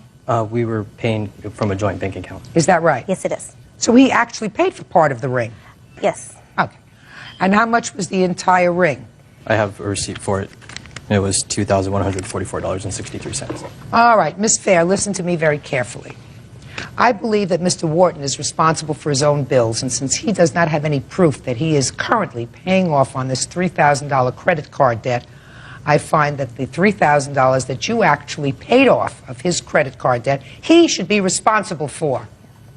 And from that, I am deducting half of the cost of the engagement ring, which is $1,072, leaving a balance of $1,928. For that, I am issuing a judgment for the plaintiff and, of course, dismissing your counterclaim. Do you understand that, sir? Yes, ma'am. That's all. Yeah, this is case number 331 on the calendar in the matter of Walsh Webb versus Mack. Parties have been sworn in, Judge. You may be seated. Ladies, have seats, please.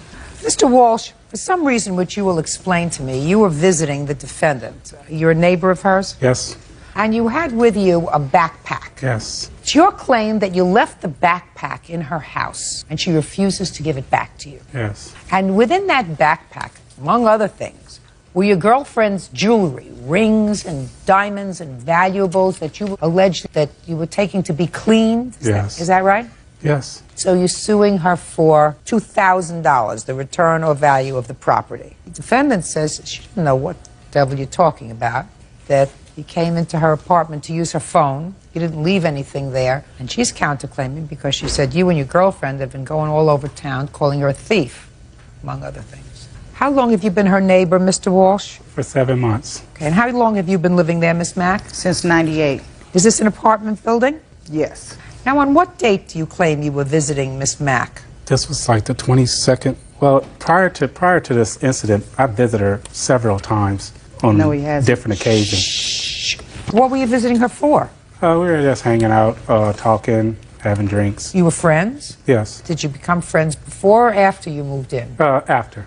You didn't know her before? No. So you've known her for about 7 months? As a matter of fact, I've been seeing her for about 7 months. I've only known her for about, 2.5 months. What do you mean you've been seeing her? Seeing her as a neighbor, speaking to her as a neighbor. Okay, but it's been 2.5 months that you've been going there occasionally and hanging out? Yes. Okay. Go ahead. Talk to me. On the 22nd, I was over her house. It was a Sunday. 22nd of? September.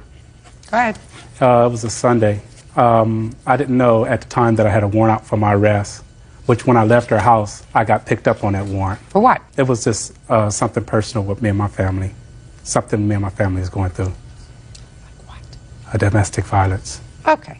So you were arrested on the 22nd of September, Yes. right? After you left her house? Yes. Go ahead. Okay, I left my things there. This is the day that you allege that you left this backpack there? My backpack and my CD bag as well, yes. Let's go step by step. You went in to visit.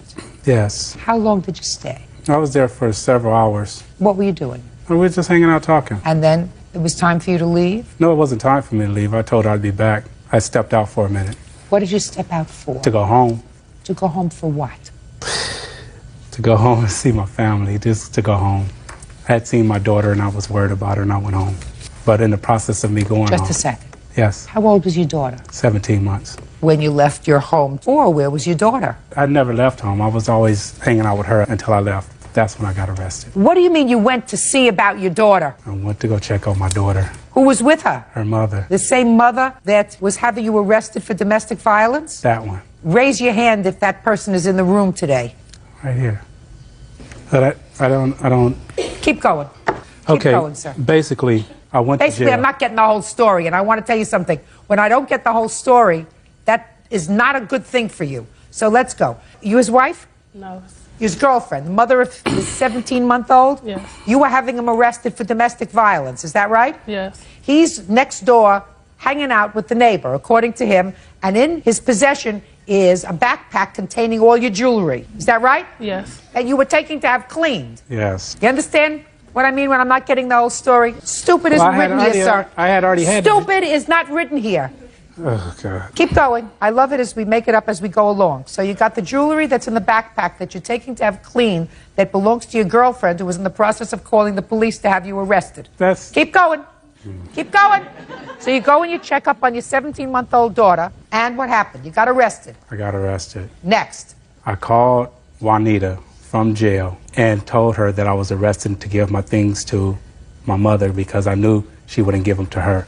You knew she wouldn't give them to her. I knew she wouldn't give them to my girlfriend. Why not? Because she told me she wouldn't. What do you mean she told you she wouldn't? She told me, I'm not giving nothing to her. I'll give it to your mother or your son or somebody else. Why is that? Because she didn't want to give it to her. Why? Judge, I don't know. Because she was afraid I was going to find out what was going on between them two. Oh. Anyway. Shh. So my mom called her. What were you doing with her jewelry? Like I said, I was taking to get it clean. I had it for a couple of days in my backpack, though. Okay. All right. Get it. It was Judge. Go ahead. My mom called her, talked to her. My mom told me, yeah, she said she would be willing to meet me to give me your backpack. And so when my mom did finally get back with her, she started saying she didn't know what she was talking about. I've never been to her house before, and all this started coming up. So, keep going. So I went and did a small claims because, I mean, a lot of my personal things was in my backpack, which I'm taking a major loss on. What were you doing in her house? Like I said, we've been hanging out. You've been hanging out. Have you been intimate with her? No. Well, she seems to think you've been intimate. Well, of course she's going to think that. Of course she's going to think that. You were just hanging out. Couldn't you find someplace else to hang out? Huh? I mean, we had just moved out there. I don't know anyone. They were having domestic violence problems, entertaining our neighbors in the community. On the 26th, me and Miss Webb had a verbal altercation. It was me, my daughter was out there, and this lady sitting here, and several other little kids. What was the fight about? Because she said that he gave me his backpack. One day, I say around mid-September, he did ask me if he could use my phone because he was locked out of their house. And I had seen him coming and going. I brought my phone out to the front porch and let him use the phone. He's never been inside my house, ma'am. The night before, when we had the altercation, me and her, the next morning, I get up to go to work. I work 2 jobs. My tires were slashed. Both our tires were slashed. Both mine and Miss Webb's tires were slashed. And I have the police report right here. This is a log of my caller ID log from my phone, all the numerous of calls that I've been receiving from them, from her phone number, from the phone booth, and how many times the housing authority told me that if he can prove that I have their backpack, that he would evict me. So I'm worried about losing my housing because of a lie that he told this girl.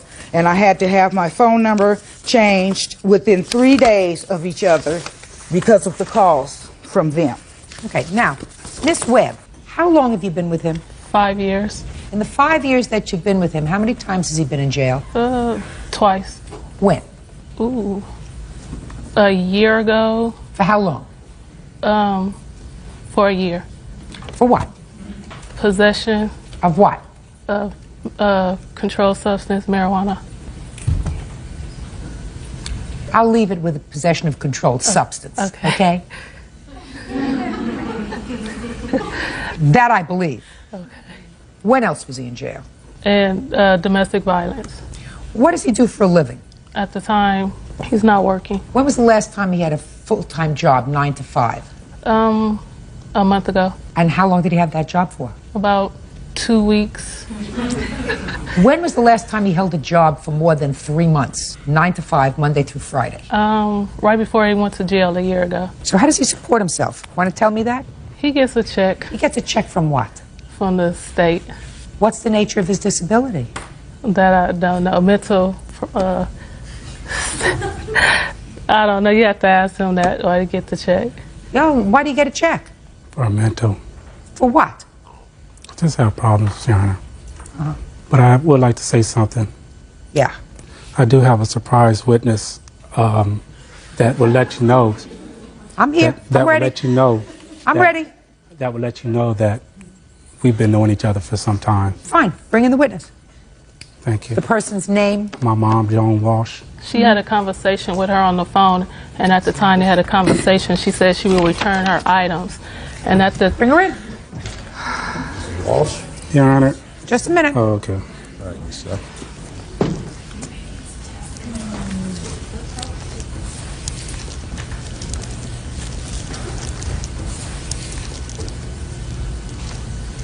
Miss Walsh, how long do you know the defendant, Miss Mack? I don't. How many times have you met her? Never. Never seen her in person, except for today? Never. Did you ever speak to her on the phone? Yes, I did. Who called who? She called me on the 18th of September and on the 22nd of September. Okay, and what did she say to you on the 18th of September?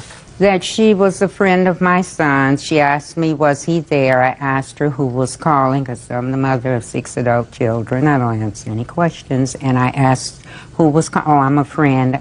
I'm the one that he's been over my house. And at that time, she told me her name was Regina. And then the following Sunday when she called me, she said Regina again at first. But Yes. I let her know that I was speaking with my son on the other line. And she said, well, I just finished talking to him, and he wants me to give you his belongings. I said, what are the belongings? She told me 2 bags. And I said, okay. I said, well, can you call me back because I'm speaking with my son, and I don't know how long he can remain on the phone. And I spoke with him about 20 minutes. And when I hung up, no one else had called me, and I started 69 her back. And I let her know how I had called her. And I asked her when could we meet so I can get my son's belongings. And she told me she would call me back. And when I talked back with her, she told me that she didn't know nothing about it. That she didn't know him or anything. Was her words.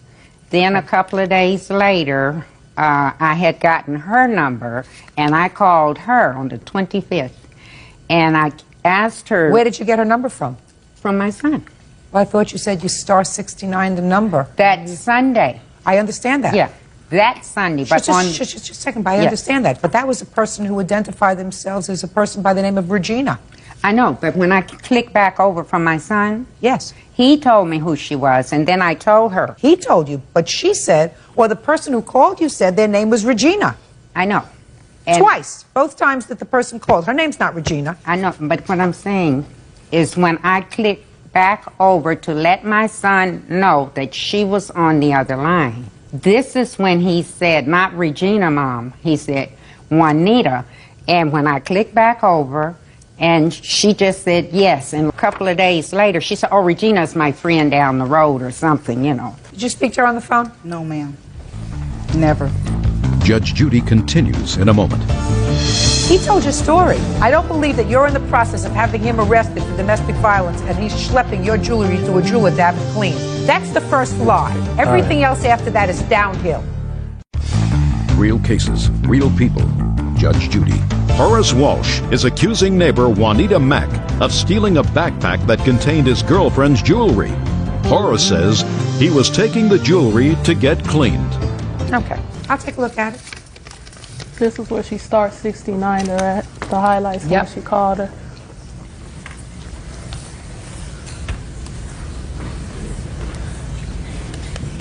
You're talking about the September 22nd call where they don't have a full number, just a 521? Yes. Am I correct? That's when I started her back. They put the little stars on there. So they put the little stars there so that you can't tell what the number is. Is that right? No, so I can't call her. Yes. That's all I want to know. Am I correct? That you cannot tell, or am I reading this right? You cannot tell what number she starts 69. Is that right? Can't tell the last 4 digits. And then on the 25th of September, yes, your son gave you her number. Is that right? No, he gave it to me on the 24th, and I called Or her the on 24th? Yes. Right. Thank you very much. You can have a seat. Thank you. Then also, can I say something? Sure. I have a card from the case management at the housing where we live, where he was calling the housing, and they informed me where he was and where my stuff was, because they said they have seen him come in and out her house. You can't tell me what they said. Well, she just... You can't tell me what they said. That's hearsay. Okay. Listen to me. I don't believe his story that he had your jewelry in a backpack because he was taking it to have it cleaned. That's the first lie. Everything else after that is downhill. Do you understand what I'm saying to you? Because he was taking it to be cleaned. I don't believe it. I don't believe that you're in the process of having him arrested for domestic violence and he's schlepping your jewelry to a jeweler to have it cleaned. But this happened some weeks ago. What I'm telling you is I don't believe that part of his story. And he said it to me with the same straight face as he's telling me the rest of it. I don't know whether she has your property or not. How am I supposed to tell? How am I supposed to tell? His mother never saw this person. His mother never saw her. Maybe he went to somebody else's house whose name is Regina, who lives 3 doors away. How do I know that? And then also... And she doesn't know that either because she never met her. But then also when we was arguing, her daughter was yelling, that's why he was over here. You should keep your man on a leash. And... So? He told your story. He told your story. You better stop talking about her. That's not accomplishing anything. Are you living in the same place? Yes. Well, you know, you want to make your lives miserable or you want to make your lives reasonable? I don't even talk to her. She the one goes out telling the neighbors what we're going through. The neighbors didn't know nothing about it until she's outside performing in front of the neighbors. Let me ask you this question. What are you going through with him? Nothing. With us. With us, no, she's going around telling the neighbors about our situation, our case, where we're going through. We going to court and all that. So, going to court for what? What we're here for. What we're here you mean this case? Yeah. So you don't tell anybody that she's a thief? We haven't said anything about her. I haven't said anything to anybody about it. Did you advise the housing authority that she had in fact stolen your property? Well, the housing authority contacted me and told me where my belongings was. I didn't know nothing about it because when he left my house, that's when the police picked him up. And then that's when the housing authorities called me and told me he's been at Juanita's Mac house because that's where he's been calling from. How do they know? The housing authority told you that your stuff was there because she told them that and then she denies it to the housing authority? You don't know. Listen, I don't know where your stuff is and I don't know where your jewelry is, quite frankly. I don't know. I can't decide whether or not she has your stuff. His story doesn't make any sense to me at all. His story. Totally senseless. Doesn't have a ring of truth to it from the very beginning. So how am I supposed to take pieces of it that I don't believe and put together with pieces that I do believe to determine that she's a thief, that she took your property and won't return it? When I don't believe that in that bag was your jewelry on the way to the jeweler to have it steamed. Don't believe it. So your case is dismissed. Now, as far as your counterclaim is concerned, I have no idea whether or not she's been torturing you and harassing you. If she has been, I suggest you file a criminal complaint. Well, listen to me. I suggest if she has been harassing you on the telephone, that is a felony, that you file a criminal complaint. Do you understand? Yes. The two of you live together in the same complex. If you want to make each other's lives and your family's lives miserable, you'll continue to do so. If you file a criminal complaint, and if there is a hearing, and if either one or both of them are convicted of harassing you, you certainly have leave to come back to any small claims court and file a civil complaint. Do you understand? Yes. Perfect. Good. So your counterclaim is dismissed. Goodbye. Your Honor, case number 284 on the calendar in the matter of Samuels versus Jordan. Thanks, Byrd. You're welcome, Judge. Parties have been sworn in, Your Honor. You may be seated. Gentlemen, have seats, please. Miss Samuels, is this your current boyfriend? Yes. And Ms. Jordan, this is your current boyfriend? Yes. According to your complaint, the defendant used to date your boyfriend. That is correct. And because she was angry with you, or whatever, for dating this gentleman, she vandalized your car. Yeah. She says she didn't do it, and she is counterclaiming because she says that you harass her. Right? Could you step up for a moment? I just want to see what everybody's fighting over. Could you pick your pants up? What's your name? Louis Castillo. How old are you, Louis? 20. You live at home? Yeah. Yes, sir. Yes, ma'am. Knew you were going to get it right, Louis, eventually. How long did you date Miss Jordan? Probably for like 3 years. Whose idea was it to break off the relationship, yours or hers? Both of ours. How long have you been dating Miss Samuels? She could pick up her pants, too. I don't have to look at her belly. Probably for like 6 months. Have you had any contact with Miss Jordan? No. Do you know of any reason why she didn't like Miss Samuels? I wouldn't know. Don't know? Have no clue. A man of few words. Have a seat. All right, so tell me about this vandalism, Miss Samuels. When did it happen? 6/25/02. And where did it occur? Driscoll and Paseo Padre. Who lives there? My friend Lisa. So tell me what happened. I was over at Lisa's visiting her, and she received a phone call from Barbara. She was going to come over. Well, Lisa told her no, and Barbara couldn't figure out exactly why she didn't want her to come over. So Barbara being across the street at the payphone at the gas station. How do you know that? It says on Lisa's caller ID, payphone, and Lisa knows the payphone across the street. Okay, go ahead.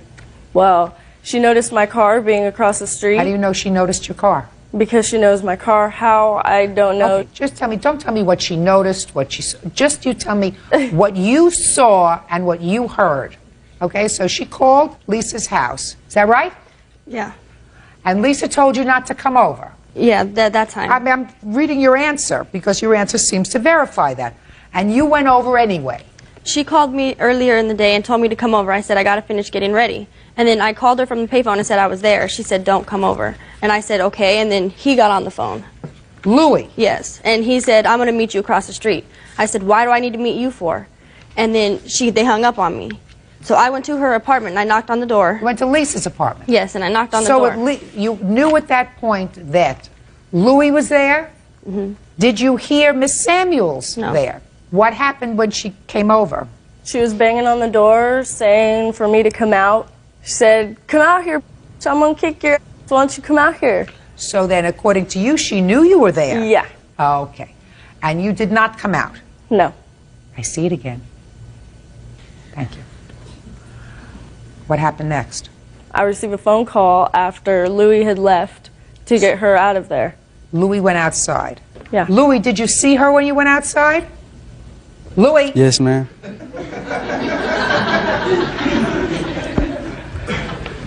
Yes, ma'am. You went outside. What did you see when you got outside? Just look at me. Don't make up any stories because you know what'll happen to you. I'll wipe up the floor with you. I know. Just tell me what you saw and what you heard when you got outside, if anything. I seen her. Basically, I was just telling her, you know what I mean? Why are you starting trouble? You know what I mean? I'm out of here. Just get out of here. You know what I mean? Could you try to speak clearly, you know? So you told her basically to get out? Yeah. That, you know what I mean? It's over with. Louis, I know that you're a nice guy. So the answer is yes. Yes. And what did she respond to you? Did she say anything? Talking a bunch of garbage or whatever. Louis, do you curse in front of your mother? No. Would you curse in front of the priest? No, ma'am. So you would have to search in your vocabulary and find other words to use, right? Yes, ma'am. So I want you to tell me what she said to you when you told her to leave. She was really like crying, tell you the truth. She was like crying and like tripping because she seen me. She like, was crying? Because she seen her car out there and she knew I was with her, basically. Don't tell me what she knew. I want you to tell me what you saw. You saw her crying? Yeah. Did she say anything to you? There were mostly cuss words. That she said to you? Yeah. Did she finally leave? I thought she left because my sister lives in the same apartments. And I went to my sister's house and I came back out and she was at her car. You saw her at her car? Yeah, because her No, car... no, look at me. You actually saw her near Miss Samuel's car? Look at me. Yeah, it's right there on the corner of Driscoll and Paseo Padre. How close did you see her to the car? From where you are to where? The microphone. How long was she standing that close to the car that you saw? 15 to 20 minutes. Because I was trying to have her leave the apartment complex. I left and went in my sister's house and she was gone. But when I came back, my brother-in-law had told me that she was out there still. Did you see her when you came out there again? Is that when you saw her at the car, or did you not actually see her at the car? I seen her at the car. When? The first time. The first time? Yeah. As soon as we left the apartment complex. Down, Louis. Now as clear as mud. Fog is not lifting. Okay, when had you parked the car there? I would say not even a half hour before I was just there. About a half hour before Miss Jordan came over? Yes. When did you see the car again? After I was clear that she had left. I'm not about to go out there after she said she was going to kill me. Judge Judy continues in a moment. How come you didn't say, I was in the car, I saw what happened, I didn't do it, somebody else did it? I said that I was there. Oh, no, you didn't. Real cases, real people. Judge Judy. Erin Samuel says her boyfriend's ex, Barbara Jordan, vandalized her car. Barbara says she didn't do it. Did you have any further conversation with Miss Jordan?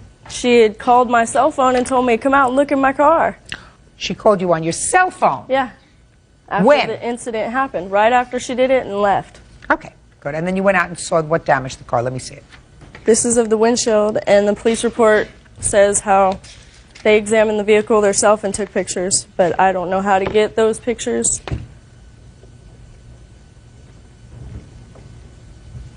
What kind of car do you have? I don't have one. What kind of car do you drive in? I don't. Who's Kim? My mom. But your mother has a car. Yeah. He does Look at too, that. Look at that. Your mother has a car. She's in jail, though. Your mother has a car. Yes. That a witness says matched the license plate of the car that was responsible for the damage to her car. That's true. Ooh, I how was there, interesting. but I did not do it. How interesting. The girl I was with did do it. Really? Yes. I didn't even know her car. I did not know nothing about her, but this girl The had girl known who her. was driving the car did it? No, not the driver. You were the driver? No, neither one of us were the driver. There was a third girl Really? involved. So you were in the car? Yes. Good!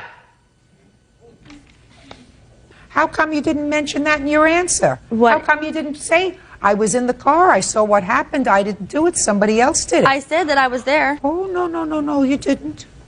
I said that I was there, and I called from across the street on the payphone. No, you didn't say that you were there. Listen, Barbara, you didn't say in your answer anything about being present when the vandalism occurred to her car. I didn't get that far. You got that far in your answer to me. In my police report, it says You that got too. that far in your answer to me. My police report says that I admit that I was there, but I did not do it. You did it as far as I'm concerned, honey. Unless you can give me a good reason why anybody else would vandalize her car.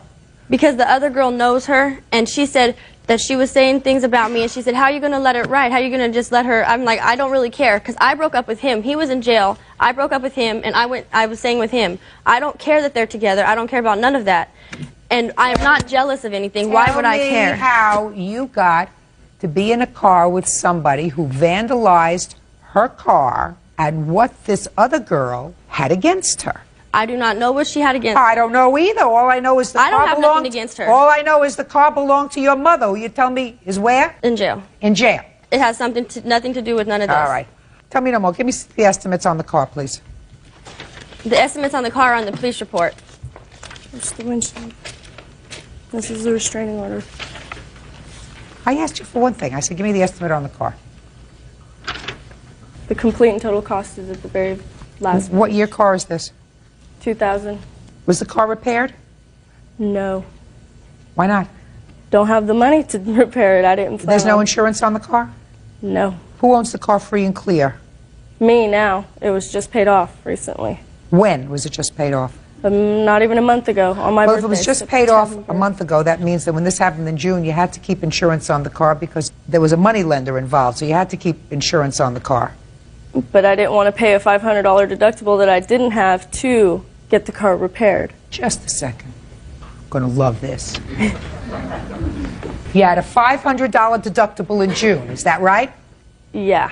Of course. We're now 6 months later, and I'm asking you why you didn't have the car fixed when you had insurance instead of having a bill here for $5,000. That doesn't sound right. Where'd you expect her to get $5,000 from, madam? You're not going to get $5,000. That's what you had your insurance for. You think that I believe this whole cock and bull story that you just told me? The key That you didn't have, no, about the repairs to the car. I didn't have the $500 for the insurance. Let them fix as much as they can. Oh, yeah. Oh, yeah. Now I want you to tell me about your counterclaim, Miss Jordan. Let's hear it. Okay, she has a restraining order on me, and rightfully so. On the 11th of this month, at 5 o'clock in the morning, the same girl, Lisa, calls my house saying that she's outside. I go outside, and she's hiding in the car too. And they give me a paper to say that they're going to sue me. I called my attorney and I told him that she had came there and I said, she has a restraining order on me, what can I do about it? Because he said I could go to jail because she has the 100-yard restraining order. And I went back inside and on my answer machine was a tape of her and Lisa laughing about the whole situation. They're all F the cops, this and that. Well, you can hear the tape. Sure, I'd like to hear the tape. Byrd, could you bring it up here? Maybe it's my here.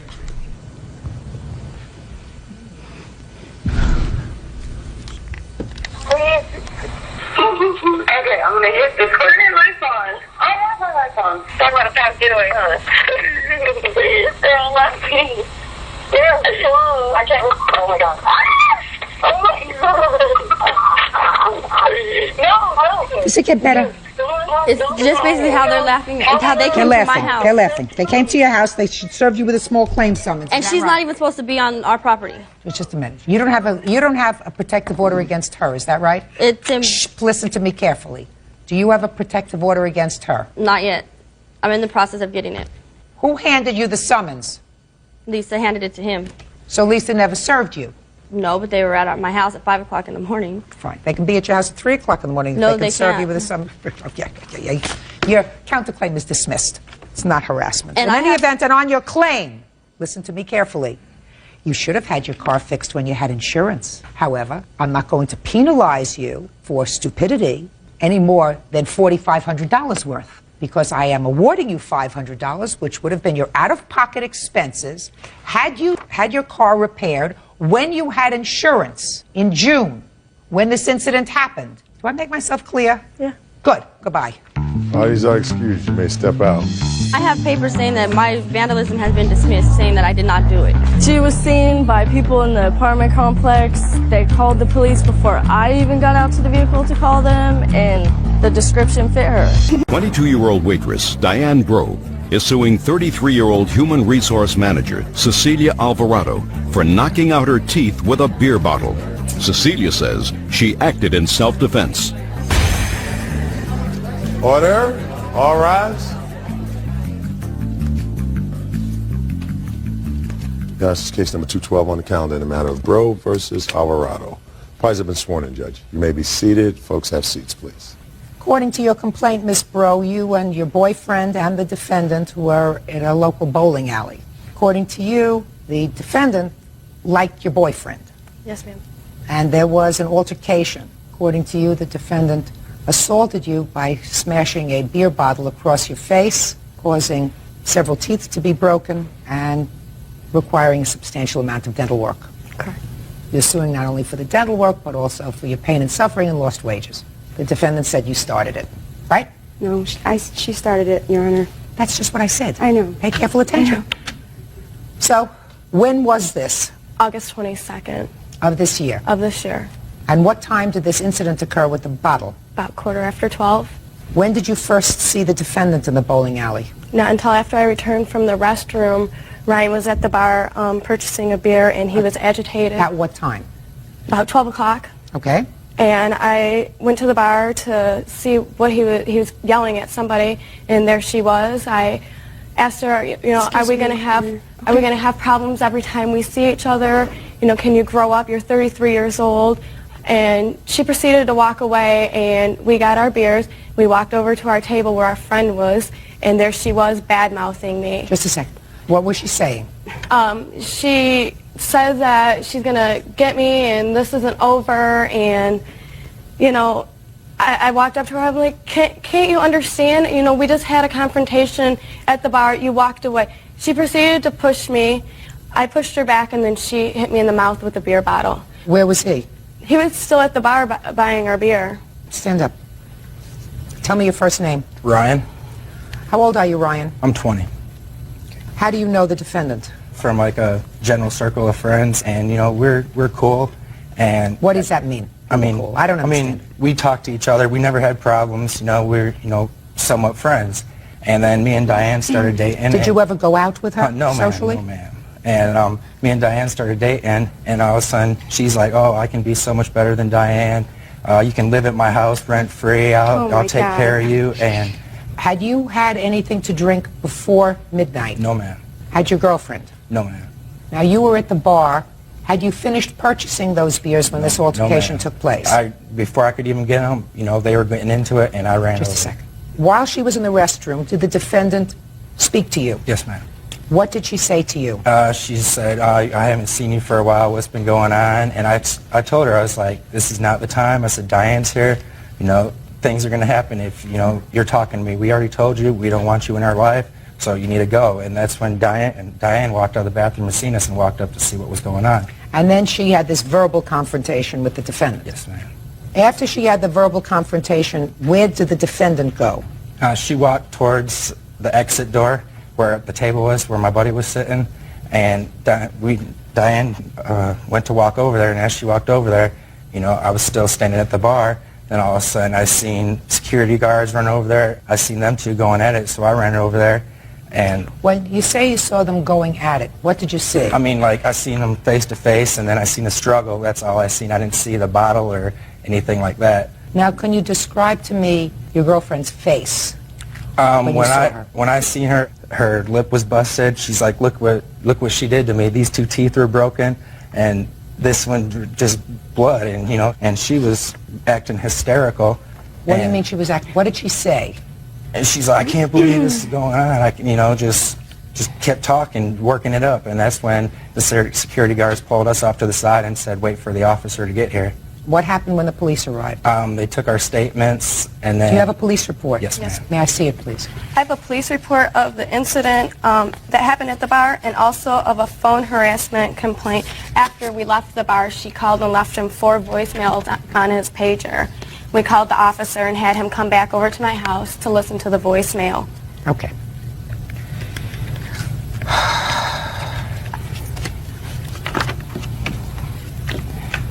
All right, Miss Alvarado, now let me have your version of the events. Okay. My friend and my witness, Tanya, was with me. I was upstairs shooting pool, having a good time with my friends, and I was just done with my beer, and Tanya said, can you go down and get some more beer? And I was like, sure. I also have to go to the bathroom. I go downstairs, and I see Ryan off, not in the bar, he was off on the concession stand, standing there, and he turns to me and says, oh, hey, Cecilia, what's up? I never approached him, Your Honor. Okay. Tell me what happened. Not what you didn't do, what you did do. Okay. And so then he says, I just want to warn you that Diane is here, and she's wants to kick your. And can I just I then said, you know, I'm so tired of this, of her approaching me. I'm 33 years old. I have, you know, a good job, and I was harassed at work by her, and Ryan used to call me also at work. He would tell me to call him. Here's my pager, Cecilia. Here's my cell number. Call me. And no, and it's true. Just talk to me, not to her. Okay, well, anyway, and you know, I'm really upset about this because I have a good job, and I have the sheriff come. I heard that you have a good job. Okay. You're 33 years old. He's Right. 20. No, Your Honor, he told me. Just a second. But you're 33. He's 20. Your Honor, I was led to believe that he was 22. 22. Okay. What does the age matter? I was stuck in a Let's situation. go what happened to 822. Okay. Well, as I turned around, there's Diane right in my face, and she just says, "What the?" Excuse my language, but she was like, "What the whatever?" And I'm like, you know, I don't want any problems with you. I had my beer bottle. I had just a little bit of beer in it. I had it in my hand, and I have a scar, permanent scar, on my arm where she grabbed me, pulled me forward, and goes to hit me with the beer bottle over my head. And in the police report, it doesn't even state that I had also blood and a welt on my head. It doesn't say that, madam. Exactly. It does, no, listen to me. It doesn't say that. If the police who took this report were very clear, Miss Alvarado, they observed, according to them, a large welt on your hand. Exactly. If you had had blood in your scalp and a large welt in your scalp that you pointed out to them, they would have... I did. Why don't you let me finish? Okay, I'm sorry, but... They would have included that in the police report. Judge Judy continues in a moment. When did you find out he was 20 years old? Today. So now you know. You know that he's a baby and you're not. Real cases, real people. Judge Judy. 22-year-old waitress Diane Groh is suing 33-year-old human resource manager Cecilia Alvarado for knocking out her teeth with a beer bottle. So let's continue. I stepped back, and it was just self-defense. After I had my hand like this, and her beer bottle hit my hand, I was trying to protect myself. And from just a reaction of, you know, someone attacking you, what are you supposed to do? And I was scared. I just closed my eyes and went like that. I didn't even realize I had hit her that hard, Your Honor. I would never have struck her. I felt bad after the incident. I was crying. Yes, I was hysterical because I was having a good time on a Monday night with my friends. She approached me, Your Honor. This isn't the first time she's, you know, antagonized me. Okay, and those harassment calls, they've harassed me, and they even threatened me as I was leaving, and my witness was with me in the car, and I was holding on to my head because I was crying, shaking. Diane, Ryan, and their friend Jimmy were threatening me, saying, watch your back, look out for yourself. Were you a witness to the event? A witness to the actual event? Yes, I was. Step up. Tell me your name. My name's Tanya. Tell me what you observed on the evening of the 22nd of August. Well, I told Cecilia, you know, for her to go ahead and get some beers because she was going downstairs. So then I went downstairs after she did, and then I'm like, to go see where she was. She was speaking with Diane, when all of a sudden I just see Diane's arm just strike right down, right on her head, and then I saw her hit her, and I didn't know if it was with a beer bottle or not. I just saw her strike her, and then after that, I just ran towards her, and then, you know, the bouncers and everybody was trying to tear them apart, and then that was it. You went down to get more beers, right? I went to go to the restroom also. Okay, but you already had a beer in your hand. You told me you had a beer in your hand. It was almost empty. Why don't you let me finish my... I'm sorry. Okay. You already said that you had a beer and that there was some left in it. Is that correct? There was some left in it, yes. Right. What time did you arrive at this bowling alley / pool hall? We went to eat there first. It was around 7-ish, because we were there eating, and then we went upstairs to shoot pool. When you were eating, did you have anything of an alcoholic nature to drink? I had, well, we had a pitcher. That was it. And that was a pitcher of beer. Yeah. While you were having dinner? With food, right. While you were having dinner. And then you went upstairs to shoot pool? Right. And how much did you have to drink when you went upstairs? It was probably about one beer. Maybe two? No, it was just about one beer because we were going downstairs to get more. All right, now let's get back to you, Miss Rowe. Okay. First of all, she said that Ryan has a cell phone. He's never had a cell phone since we've been together. The concession stand is in the bowling alley, and she says she approached me at the concession stand. Well, you have a couple of things to explain to me, madam. Excuse me. Okay. Okay?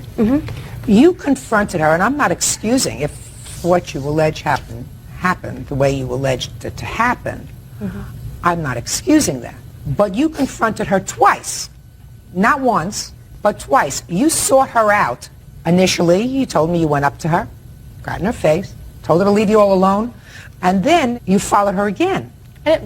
Yes, you did. You followed her again because you saw her talking to somebody at a table where you were going to be seated. According to you, this was somebody that you had had bad interaction with before. So both of those things weren't too smart. I will also tell you that the police officer, I'm going to get to her in a second, the police officer observed a fresh bruise on her hand. How do you think she got that? A large welt. How do you think she got that? Maybe from pushing me, or, you know, when she fell back, or, you know, I pushed her back. Maybe her hand hit the table when she fell back. I don't know how she got a welt on her hand, but I didn't even have a beer. That's why Ryan was at the bar. Just a second. So clearly there was a physical altercation between the two of you before anything happened with bottles, according to you. Is that right? When we were at the table. Yes. Yes, ma'am. So there was a physical altercation. That must have been a pretty hard shove. She hit me first. Was I not supposed to defend myself? Where did she hit you first? She pushed me in my chest, and I pushed her back. No, okay, that's a push. Okay. That's not a hit. Well, how did she get the welt on her hand?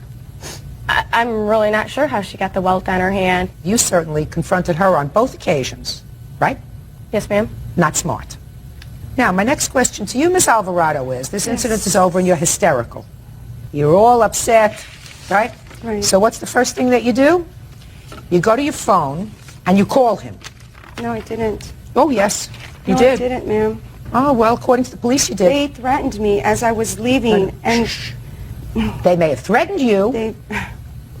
The police say that they listened to the message over the phone. Okay. And heard you say, Ryan, this is Cece. Remember that? Yeah, I guess. Why don't you tell her what we did a month ago? Does that sound familiar? My question to you is, after you're so upset and distraught, why do you continue with this by picking up the phone and calling him? Because Your Honor, this has been going on for like 2 months. He is. When did you find out he was 20 years old? Ma'am. When did you find out he was 20 years old? Today. So before today, you thought he was 22? That is what he told me. Okay, so before today, you thought he was 22. And he's got a 20-year-old girlfriend. Well, and you're 33 years old. I thought she was 23. Pay attention. So now you know. You know that he's a baby and you're not. So this terrible thing happened at the bar. Why are you continuing it by calling him on the phone? I didn't continue calling him on the phone after this incident 4 times. Are you telling me that this phone call the police? Are you telling me the police are making up this phone call that they heard? I'm not. So you did call him. But they called me at work also to harass me, and I have I'm not proof talking of about that. at work. I'm talking about immediately after this incident on the 22nd. You got home and you called him. I called him, but I didn't call him 4 times. I didn't say 4 times. Did Okay, I say 4 well, times? They said 4 that's times. I what said I'm once. thinking. Pay careful attention. Judge Judy continues in a moment. She knew I was 20. She thought you were 22. To me, there's no difference. You're a baby when you're 20 if you're a boy. You're a baby when you're 22 if you're a boy. And sometimes when you're 52 if you're a boy. Real cases, real people. Judge Judy. Diane Bro says her front teeth were knocked out during a fight with Cecilia Alvarado. The women say the fight was over a man. Why did you call him one time when you got home? Because I was angry. I was really upset about this whole situation. Well, right now, you're in a situation where you caused her substantially more injury than she caused you. And I was sorry. You are at the I'm police, sorry so you for didn't call up and say, I'm sorry. You called up and said, hey, why don't you tell her what we did a month ago and all the other stuff? Because, Your Honor, I was upset about it, because if it wasn't for him leading me on and telling me that their relationship was nothing, then I wouldn't have gone after him. I wouldn't have talked to him. Let me see the dental reports. May I say something, Your Honor? Yes. I've met Cecilia before, like probably a month before Diane became my girlfriend. And, you know, the whole time, you know, she knew I was 20. All my friends know I'm 20. She Don't tell me what she knows. Okay. Did you? And She thought you were 22. To me, there's Okay. no difference. You're a baby when you're 20 if you're a boy. You're a baby when you're 22 if you're a boy. And sometimes when you're 52 She called if me you're a boy. nonstop. She called me at my place of employment. They told me at work that if she continues on calling, they're going to write me up because she called me nonstop. She's a little fanatic. Yeah, and she called my house nonstop, paged me nonstop. Ryan, pay careful attention. She may be a little bit of a nut. Yes. We all are. And I don't know, and I'm not interested in knowing what happened a month before. Okay. You know, and she knows. Maybe your girlfriend doesn't know, but you know, and she knows. She should have been smart enough when she figured out how old you were and that you're a baby to back off and find somebody that's more age appropriate, because there is no difference between 20 and 22. You got to find somebody who's 35, because this is not an appropriate match for you. A 20-year-old doesn't lead on a 33-year-old if they have any brains. And me and Diane have also told her, you know, together that we don't want nothing to do with her if she's going to continue on like this. You know, me and Diane sat there and told her to leave us alone. Try Diane and I. Okay, Diane and I. I just had to do that. Sorry. You understand? Your Honor. Judge Judy will continue in a moment. You're supposed to be a mature adult. You're 33 years old. Your Honor, she hit me over the head. What was I supposed to do? I don't believe she, listen to me. I don't believe she hit you over the head. Yes, she... No, listen to me. I believe she pushed you. I believe you pushed her. I How believe did- you shoved her. I believe all of those things, but I do not believe that she hit you over the head with a beer bottle and that you had blood in a bump, because if you did, the police would have memorialized that in a very, I'm speaking, don't look pained to me, in a very detailed police report. I believe that. Now, I don't believe that you are blameless. I believe that you were involved with this incident and that you should not have confronted her. Your actual out-of-pocket expenses are $41.82. I did miss 4 days of work. Listen to me. Okay. You have to find that you are somewhat responsible for what happened. Because if you had stayed away from her, it wouldn't have happened. Do you understand? Yes, ma'am. He's a big boy. If he wants to tell her to stay out of his life, he can do that. If he wanted to be stupid enough a month ago to do whatever he did a month ago that he hasn't shared with you, right? That's something that he's going to have to deal with if he acted like a fool. But you didn't have to go to her twice, especially since she had had a lot to drink that night. She got there at 7 o'clock. They had a couple of pitchers of beer, not just one. No, they no. drank. I'm speaking. I'm not stupid. I've lived a long time. I've lived longer than 33 years. Okay? You got there at 7, and this was 12 o'clock at night. You already had one beer bottle in your hand, right? You were down to get another one, and I assure you that that was not the first one that you consumed while you were upstairs playing pool. And you also consumed beer while you were having dinner, according to you, one pitcher. In any event, you're going to pay for her dental work. She's going to pay for her pain and suffering and for her missed work. Judgment for the plaintiff in the amount of $4,182. That's all. Parties are excused. You may step out. Judge Judy will continue in a moment. She had threw me over a table at another bar, and I did nothing about it. The woman's crazy. It's like a fatal attraction case. I picture her breaking into my house, hiding in my closet, and watching us have sex. That's how crazy she is. I don't know if I trust guys anymore. Call her Psycho C back home. And now the next case. All parties in the matter of D'Antuono versus Holdren. Step forward, please. 26-year-old hairstylist Stephanie D'Antuono is suing her ex-boyfriend, personal trainer Thaddeus Holdren, for an unpaid loan to buy a car. Thaddeus says the money didn't become a loan until they broke up. Mr. D'Antuono, I've read your complaint. You claim a loan to the defendant, who was your live-in boyfriend for a period of time. Is that right? Yes. It was a loan for a car Correct. and any other expenses? Yes, for work that needed to be done on the car. Mr. Holdren said there was never a loan. His position is that he played the role of house husband. Yes. That you have a child that he took care of, and he was a personal trainer. He gave up some time in order to be able to accommodate your schedule, and there was never talk of a loan until the two of you separated. So when did you start to live together? We began to live together only after I had given him the loan. It was in August. Tell me about the loan. Thaddeus approached me about loaning him some money for a car that he wanted to buy. I had the funds to help him out, and we discussed it in detail. Well, what were the details? How he had to pay me back. There was no confusion as far as... Well, no, don't tell me there was no confusion. Just tell me what the agreement was. You said it was very specific, so tell me the agreement. I agreed to loan him the money if he agreed to pay me back in full. Is that as specific as it went? Pretty much, yes. Go ahead. He agreed to pay me within a certain amount of time. Well, that's more specific. What was the amount of time? A couple of months. Okay. And when he didn't, he told me he was having some problems and wasn't going to be able to pay me at that certain time. So I was upset, but I agreed to allow him more time if he would give me payments. Whenever he had money, if he could give me some cash or, you know, whatever he was able to do. So? So he didn't. He failed to pay me. When did you move in with him? He moved in with me. When did he move in with you? That was about a year later. So 1 year later, he's made no payments on this loan, and then you move in together. Well, he... Just answer my I'm question. sorry. Yes, that's right. Okay. And you lived together for a year? No, we did not. We only lived together for about 2.5 months. Your Honor, I lived with her longer than that. He was at my house on a regular basis, but he did not live there. Fine. When did that start? Probably around the time that I gave him the loan.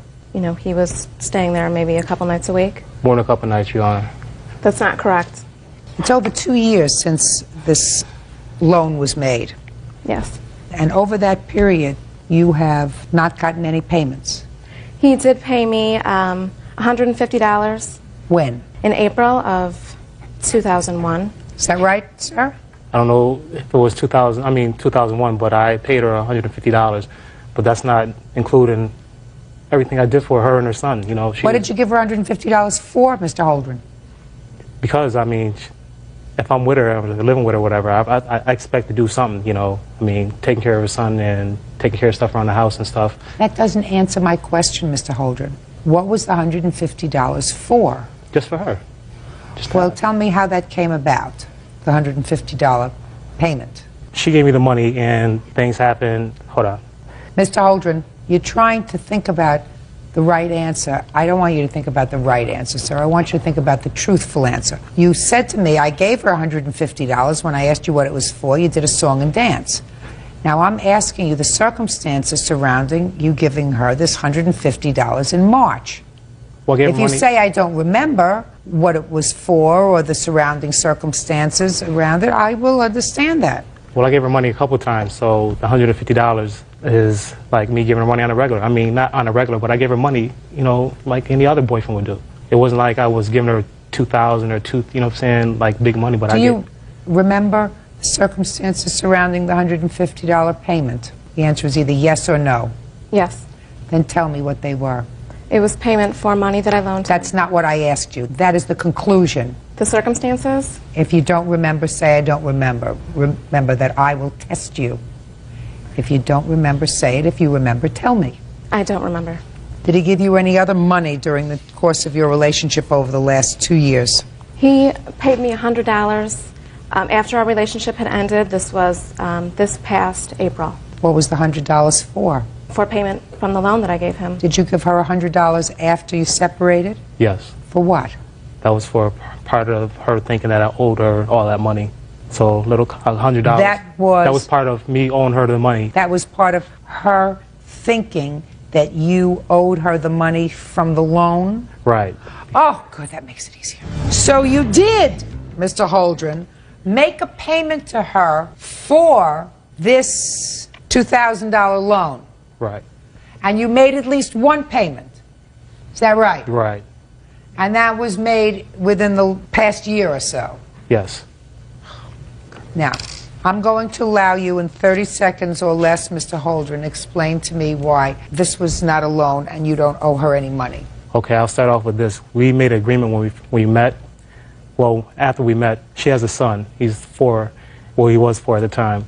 And her job is very demanding, and she has different hours every day, like early in the morning sometimes and late in the evening sometimes. And her son goes to school early in the morning. She couldn't take him to school, so I would take him to school, get him up, get him dressed, pick him up from daycare, bring him back with me, and wait till she gets off, and he'd hang out with me, whatever, for the period of time, whatever day it was. So I'm listening. Keep going. Yeah, I mean, I did everything. I was like a kindergarten cop with him. This whole thing to me is just like she was pimping me through the whole thing. Like, you know, she was my female pimp. That's a nasty thing to say. That's how it was, because I was doing everything, but she still just seemed like I owed her this whole $2,500. Well, let me ask you this question, Mr. Holden. How much rent did you pay? I didn't pay rent at her house. How much did you contribute on a regular basis for food for the house? Depending if I went out to eat or... No, in the house. Little. How much did you contribute regularly towards the utilities? None. So you were basically living rent-free. You had no expenses. Your Honor, I have my own apartment, too. Where is your apartment? At the time, it was on the other side of town from where she lived at, on the west side. Which side is nicer? Her side. Yeah. Mr. Holden, anything else you want to tell me, sir? I just felt like I don't owe her the whole $2,500. I mean... So you don't think you owe her the whole $2,500? Right. Tell me what part of the $2,500 you think you owe her. It would really be hard to say because... Well, I want you to think hard. I mean, it was your statement that I don't owe her the whole $2,500. I don't know, because the time that I put into the relationship, not only with her, but her son too, it was like, I couldn't really tell, because I was working in the morning and in the afternoon, and my schedule was flexible because I was a trainer, so I, you know, arrange it where, you know, I could make it a better... Mr. Holdren, Yes. What part of the $2,500 do you think you should be given credit for, sir? I don't know. So I guess you'll have to leave it up to me, right? Well, I was hoping you'll feel my side of the story as far as me taking care of her son and everything. Because no, Mr. Holden, I'm going to make it very, very easy for you, sir. If there is a contract that provides, even an oral one, that you loaned me this money for the car, and I'm going to work it off by taking care of your son at $1.75 an hour while I'm taking care of him, that will be my contribution, so we're going to take that off the car loan. That's an agreement.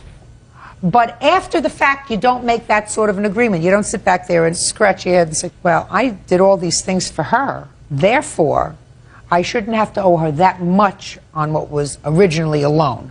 Do you understand? Yes. That's just a lot of double talk that you're doing for me now. $2,500 was the original loan, and you paid her $250. So judgment for the plaintiff in the amount of $2,250. That's all. Yeah, this is case number 290 on the calendar in the matter of Cantway versus Tyler. Parties have been sworn in, Judge. You may be seated. Folks, have seats, please.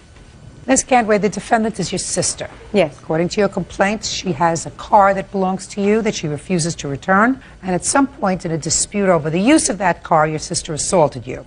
Your sister says that the car is hers, you gave it to her, and that she never laid a hand on you. If anything, she was trying to protect you from yourself. So, Ms. Cantway, tell me how it came to be that your sister actually had possession of your car, because clearly the car is in her possession. Yes. Last year, July 30th of last year, we decided to write up an agreement. I needed to borrow some money. I was having financial difficulties due to a personal situation, and we were going to write up the financial agreement that she was going to loan me the money and use the car. There were other circumstances behind it that she needed help. Listen to me. Relax. You're going to have a turn to speak. Do you understand? So sometime last year, you were going to write up an agreement. We did write up an agreement. Can I see it, please?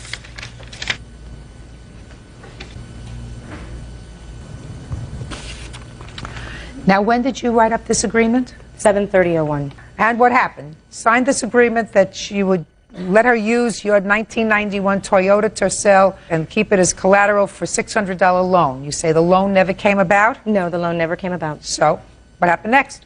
Well, a couple of months went by. We had talked about it a little bit. The situation was good for her at that point because the car that she had been driving, she sold because it was unsafe. She did help me watch my kids, and it was a safe car for her to be able to drive around in. I did have another vehicle at the time. Where had you gotten this car from? My mother gave me this car. When? Back in 1995. And you had another car?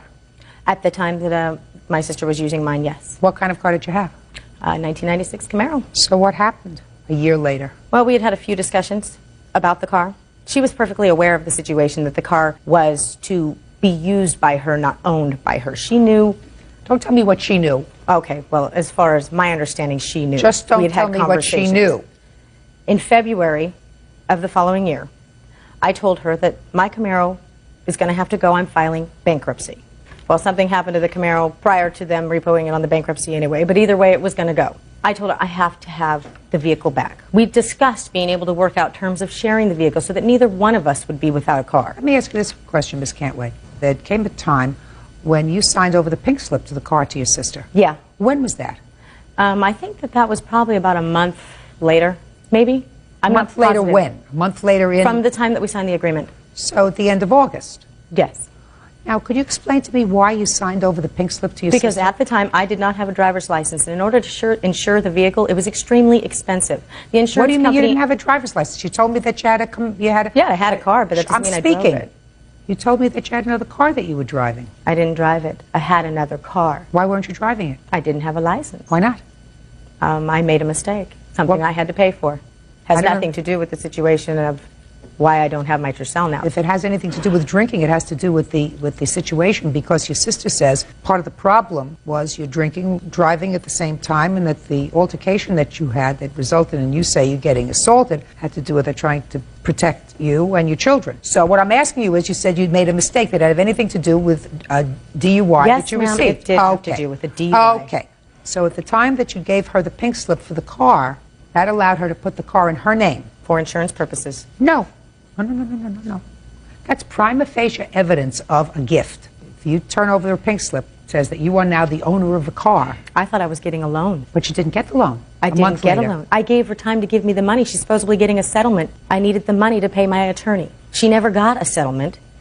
I never got any money. So I was without my vehicle and without a loan. So are you telling me, but for the fact that this transaction never took place, you would have sold her your car for $600? No, collateral. Well, let us say that she never gave you the money. Which never happened. You never took your collateral back because you had already I tried. Right. I tried. Okay, now let's move on. Let's move on to this assault that you allege. July 4th, my sister I knew was going to the Baptist church with my mother for the fireworks show, so I called and said that I was going to come and use the car in order to take my children to the fireworks. I received a phone call back that I am not allowed to use the car unless I ask nicely. So I drove over to the house to find out what was wrong, what was going on. We ended up getting into an argument about the agreement, about the car. She grabbed her keys, grabbed her purse, and went down the stairs to get into the vehicle. I sat in the passenger seat and I turned it off. I said, "You're going to..." No, just a minute. She ran downstairs and you followed her. I walked downstairs, followed her, yes. Go ahead. I turned off the ignition. As I did that, she reached over, grabbed my hand, scratched up my hand right here. I threw the keys out the window as kind of just a response to being grabbed. She started to claw at me. I threw up my hands, grabbed her wrists, and asked her to stop. "What are you doing?" is what I said. Okay, Miss Tyler, I'll hear you. When we did the agreement, I was the one that did that. I said, "Serena, I want to give you something for the car." She said, "Look, I'll sign over the pink slip. I really don't want the money." But I went ahead and did that anyway. No, that's not what happened, Miss Tyler. Just pay careful attention to me. That's not what happened. Not unless you can show me that the pink slip to the car was signed over on July 30th. This was signed over on September the 14th. Right. Yeah. Okay. All right. So it wasn't signed over on July 30th. Well, let's get your story together. Okay. So anyway. Now let's start from the beginning so that you can hopefully get your story together properly. Your best defense is the truth. I want you to understand that. Judge Judy continues in a moment. She got really belligerent with me and said something about my son who was brutally murdered 5 years ago. And she started punching on me, and then she threw the keys out the window.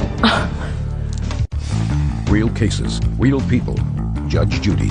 Serena Catway says she used her car as collateral for a loan from her sister, Suzanne Tyler. Serena says the loan never happened and Suzanne won't return the car. Serena also claims Suzanne assaulted her. You signed this piece of paper. Right. You signed it. Right. This piece of paper says you're getting this car as collateral towards a loan for $600 in which I will repay her at $25 a month. That's what this says. Oh, that is not the one. I don't have a copy of that. Really? Oh, show this to her. I'm sorry. I don't. Show that to Your her, Honor. please. Do you have that? This is not the one, Serena. Oh, wait, do you have... No, I don't have a copy of this. No, do you have a copy of any agreement that you signed? No. Okay, but you never signed that? No. Good. Can I have it, please? That is the agreement, Your Honor. Okay. There is no other agreement. I don't know that at all. Go ahead. So, on September the 14th, my sister signed over the title of the car. Tell me about the conversation that you had with her. I did tell her I did want to give her some money for the car. This was before she signed this over. I said, I don't feel right about it. But she said, don't worry about it. Mom got the car for me, and it's like a family heirloom. I want to pass it down to you. That's not true. Okay. Can I see the pink slip? I've never called the car a family heirloom. Go ahead. So then after this, I was always driving her kids around because she had 2 DUIs. So I was doing that for her. And then I think it was a few months after that, Serena had mentioned that she was behind on her Camaro payments. And so it was not too long after that she totaled the Camaro. And I didn't total the Camaro. Yes, you did, Serena. Miss Tyler, just talk to me. She totaled the Camaro. She didn't have any insurance. The car was going to be repossessed. So she hid the car in the garage for 3 weeks. And she went down and she got an insurance company to insure the car. When her boyfriend got back from Spain, they went and they told the insurance company that he was the one that was driving it, so she wouldn't get in trouble because she didn't have a license. So I was filing bankruptcy. I'm sorry, but I was going to lose the car. I did not wreck it. Go ahead. Ma'am, okay. Then after this, it was like a few weeks after that, her and her girlfriend came up to the house. You're talking about the incident in July? No, July ma'am. 4th? She's talking. This was in the spring of 2002 when she wrecked the Camaro. Okay, she wrecked the Camaro. Right, and it was like 2 weeks after that. I was sitting on the front porch, and her and her friend came over, and a friend of hers was outside talking to me, and Serena went in the house, and she said, you need to give the car back to Serena. And I said, what are you talking about? And what did you do to her? And I said, Miss Cantway, I'm sorry, I don't ma'am. want to hear you. I'm sorry, ma'am. I said, what are you talking about? And she says, you need to give that car back to Serena. And I says, this is an agreement between me and Serena. It's really none of your business. And I asked her to leave. And then she got really belligerent with me and said something about my son who was brutally murdered 5 years ago. So I called the cops and asked her to please leave.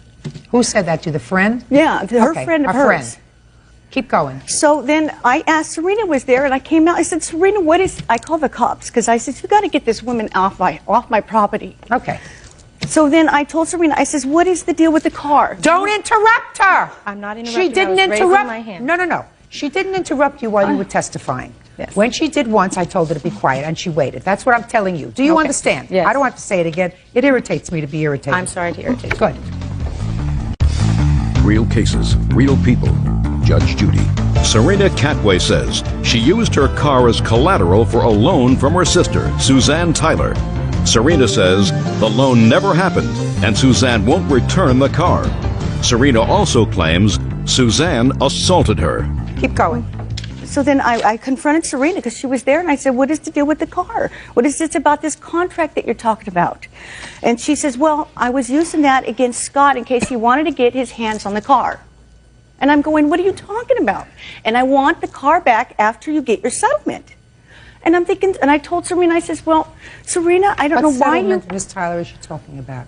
Because I have a workman's comp settlement. I broke my neck, and I'm still recovering from that. Would you tell me, please, what happened on the 4th of July of 2002? Yes, Serena wanted to borrow the car, and she had borrowed the car 5 days in a row because I know she was out of vehicle, and I was trying to do the nice thing for her. And you had your driver's license back at that time? She did get it back, yeah.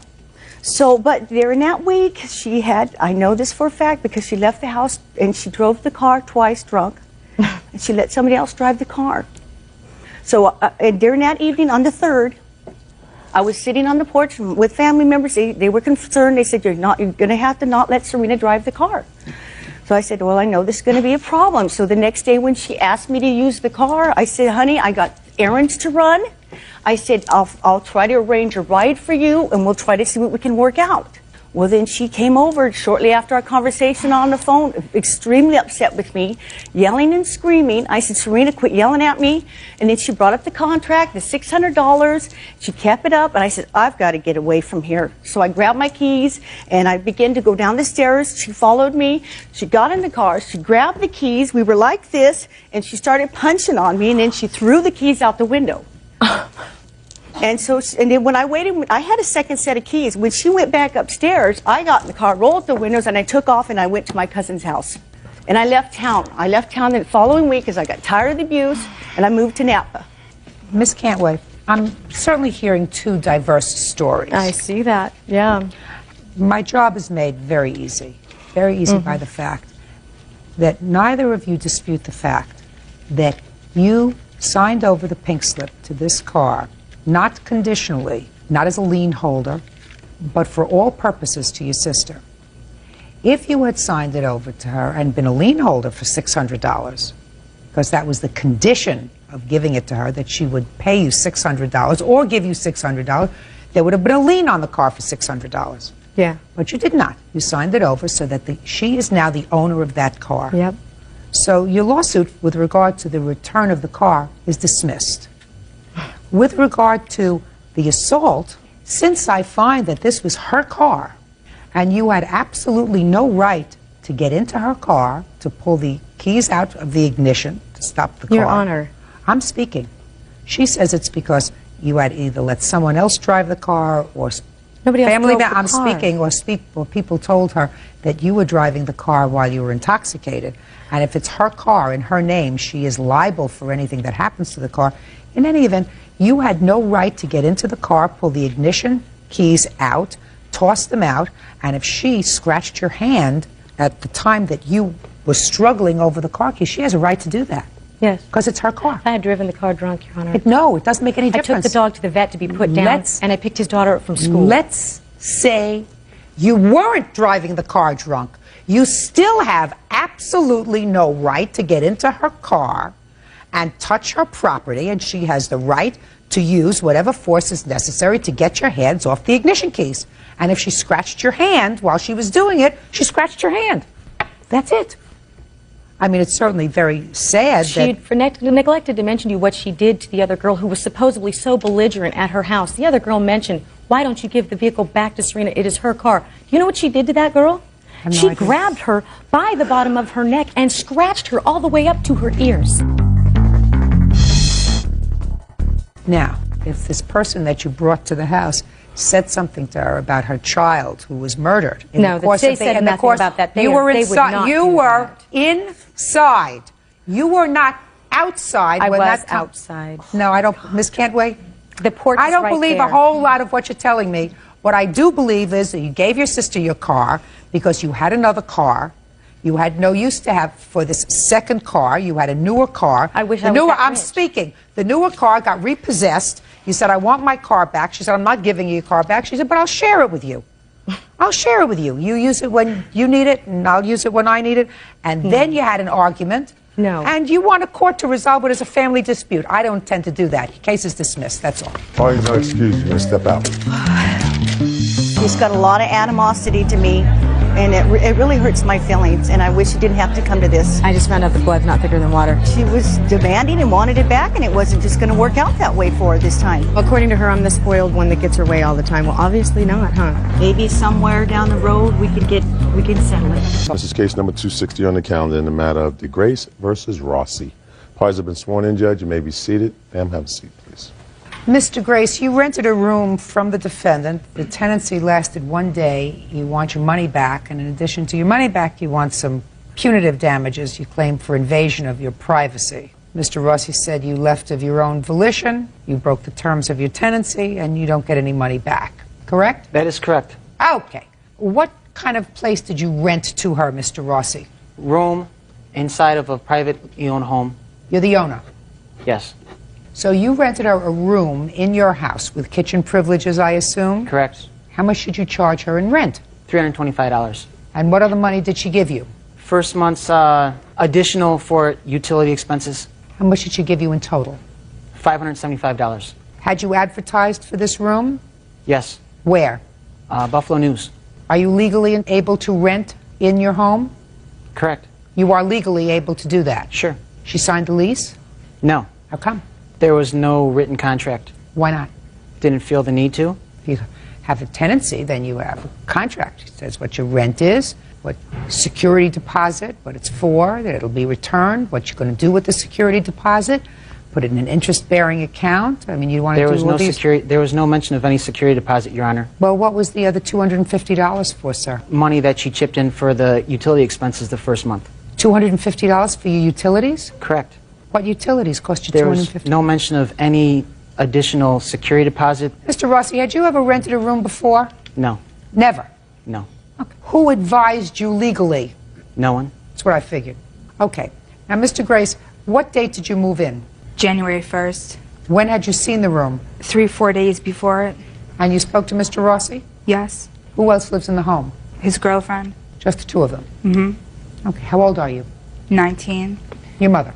Sit down. Yeah, what happened on January 1st when you moved in? He helped me move my stuff into the apartment, and he was What acting very apartment? It strange. was a room. I'll get to that. What apartment? His apartment. I thought it was a house. No, it's not. What is it? It's an apartment that he is renting. It's an apartment in a building that he's renting? No, it's just an apartment, like a house, but he's renting. From whom? From his landlord. Is that true? It's a privately owned house, Your Honor. Do you own it? I don't own the house, no. That's what I asked you before. Did I ask him that question before? That's what you asked him. And what did he say? He said yes. He said, yeah. You are a renter. Yes. What do you do for a living, Mr. Rossi? Self-employed contractor. How long have you been a tenant? 6 years. In the same place? Correct. Did you have permission of your landlord to rent? Yes. Show me. I don't have anything in writing. Really? No. What's your rent? How much do I pay for rent? That would be the question, Mr. Rossi. $470. Plus what? Utilities. So your rent is $470. You're charging her $325. Correct. Go ahead, Mr. Grace. You say he's acting weird. He is weird. He was not charging me $325. He was charging me $350. Okay. I paid him up front the day before I moved in for $250 for utilities, and the day that I moved in, I paid him $350 for the first month's rent. He refused to give me a receipt saying that I paid him the $350. He said for tax reasons. Then he showed me and my father all these gas bills that he owed. He did not say that he couldn't pay them. He just said that they were too high. And that night, I fell asleep that night. He came in my room. His pit bull first, he didn't tell me he had a pit bull. His pit bull burst into my room and started attacking me, started jumping all over me, biting my arms. If a pit bull bit your arms, madam, you would know it. Mr. Grace, I don't want you to make up any stories It was to under the embellish. covers. You understand? Okay, yes. If a pit bull bites you all over the arms, you would have major scars or some scars. I was under the covers. Oh, okay, so his dog came into your room and it scared you. Mm-hmm. Go ahead. Then he came in my room smoking pot. He got the dog off of me. And he sat down next to me and he started talking sexually to me. And he That's a lie. No, it's not. He's the liar. You felt uncomfortable there, is that right? Yes, I did. Okay. Prior to your moving into his room, where had you been living? At my father's. Does your father live with your mother? No. How long had you been living with your father? For about 3 years. Why did you leave your father's house? I wanted to become more independent. Were you working? No, I was going to school. Full-time or part-time? Full-time. Who was going to be paying your rent? I was. If you're a full-time student, how are you going to pay your rent? I am on SSI. What's the nature of your disability? Depression, anxiety. And you take medication for that? Yes. You were going to try to make it on your own? Yes. Didn't work out. And the next day, you said, I'm going back home. Now, when you left, where did you go? I didn't go back home. I called up my mother and I was crying. Okay, and so did you go to your mother's house? Yes. And you stayed there? Yes. Is that where you're living now? No. Where are you living now? I'm living back at my father's. Okay, good. Everything okay? At my father's, yes. Okay.